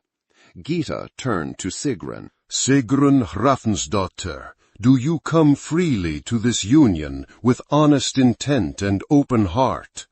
Do you swear to uphold the agreements made between your clan and the Ravenclaw, to seek peace rather than conflict, to honor the traditions of both peoples equally?" "I do so swear," Sigrun replied, her voice equally firm, "before these witnesses and the gods above." Gita nodded, satisfaction in her aged eyes. "Then join hands fully," she instructed, "and speak the traditional vows of your respective clans, that all may hear and witness the completion of this sacred bond." As their hands clasped together on the embroidered cloth, Hakon began the Ravenclaw marriage vow, his deep voice resonating in the hushed grove. "I, Hakon Grimson, take you, Sigrun Hrafnsdóttir, as my wife and partner. I pledge to stand beside you in battle and in peace, to share equally in prosperity and hardship, to honor you as a warrior and a woman. May the ravens of Odin watch over our union and bring us wisdom in our shared path." Sigrun then spoke the Stone Wolf vow, her clear voice carrying to all assembled. "I, Sigrun Hrafnsdóttir, take you, Hakon Grimson, as my husband and partner. I pledge to stand beside you in battle and in peace, to share equally in prosperity and hardship, to honor you as a warrior and a man. May the wolves of the forest watch over our union and give us strength in our shared path." Sigrun then spoke the stone wolf vow, her clear voice carrying to all assembled. I, Sigrun Hrafnsdóttir, take you, Hákon Grímsson, as my husband and partner. I pledge to stand beside you in battle and in peace, to share equally in prosperity and hardship, to honor you as a warrior and a man. May the wolves of the forest watch over our union and give us strength in our shared path. Gyda placed her weathered hands over their joined ones. What has been joined this night, let no force tear asunder, she declared. Wolf and raven, once enemies, now allies through the sacred bond of marriage. May the gods bless this union and the peace it brings to both clans. A cheer rose from the assembled witnesses, hesitant at first, then growing in strength as members of both clans joined in, their voices mingling in the cold night air. The ceremony concluded with a traditional exchange of gifts, Hákon presenting Sigrun with a silver arm ring engraved with both clan symbols, Sigrun giving Hákon a finely crafted knife whose handle bore similar markings. As the formal proceedings ended and the gathering began to disperse toward the feast that awaited in the Stone Wolf settlement, Einar approached the newly married couple. He bore a small wooden box, its surface carved with intricate designs. A gift, he said simply, offering it to them both, for the union of our clans. Hákon looked surprised but pleased by the gesture. Sigrun opened the box carefully, revealing a carved piece that combined elements of both clan symbols. A wolf and a raven, their forms intertwined in a circular design that had no beginning or end. "It's beautiful," Sigrun said softly, genuine appreciation in her voice. "Did you make this yourself?" Einar nodded, a shy smile touching his young face. "I've been working on it since the agreement was announced," he admitted. "It's not perfect, but—" "It's perfect in its meaning," Sigrun assured him, touching the carving gently. "Thank you, Einar." Hákon studied the boy with new interest, perhaps seeing him in a different light after this gesture. "Yes," he agreed, his voice slightly gruff. "Well done, nephew." He placed a hand briefly on Einar's shoulder, not quite an embrace, but more acknowledgment than he had shown the boy previously. As they walked toward the settlement, the strange new family at the head of the procession, Sigrun felt a complex mixture of emotions. Satisfaction at having reached this milestone in her plan for peace, wariness about Hákon's true intentions, hope for what might yet be achieved, and a deep, abiding concern for Einar's welfare in the uncertain future that lay ahead. The feast that followed was a tentative celebration, members of both clans mingling cautiously, centuries of enmity not easily set aside despite the formal union of their leaders. Yet there were moments of genuine connection, shared stories, discovered common ancestors, mutual appreciation of skills or craftsmanship.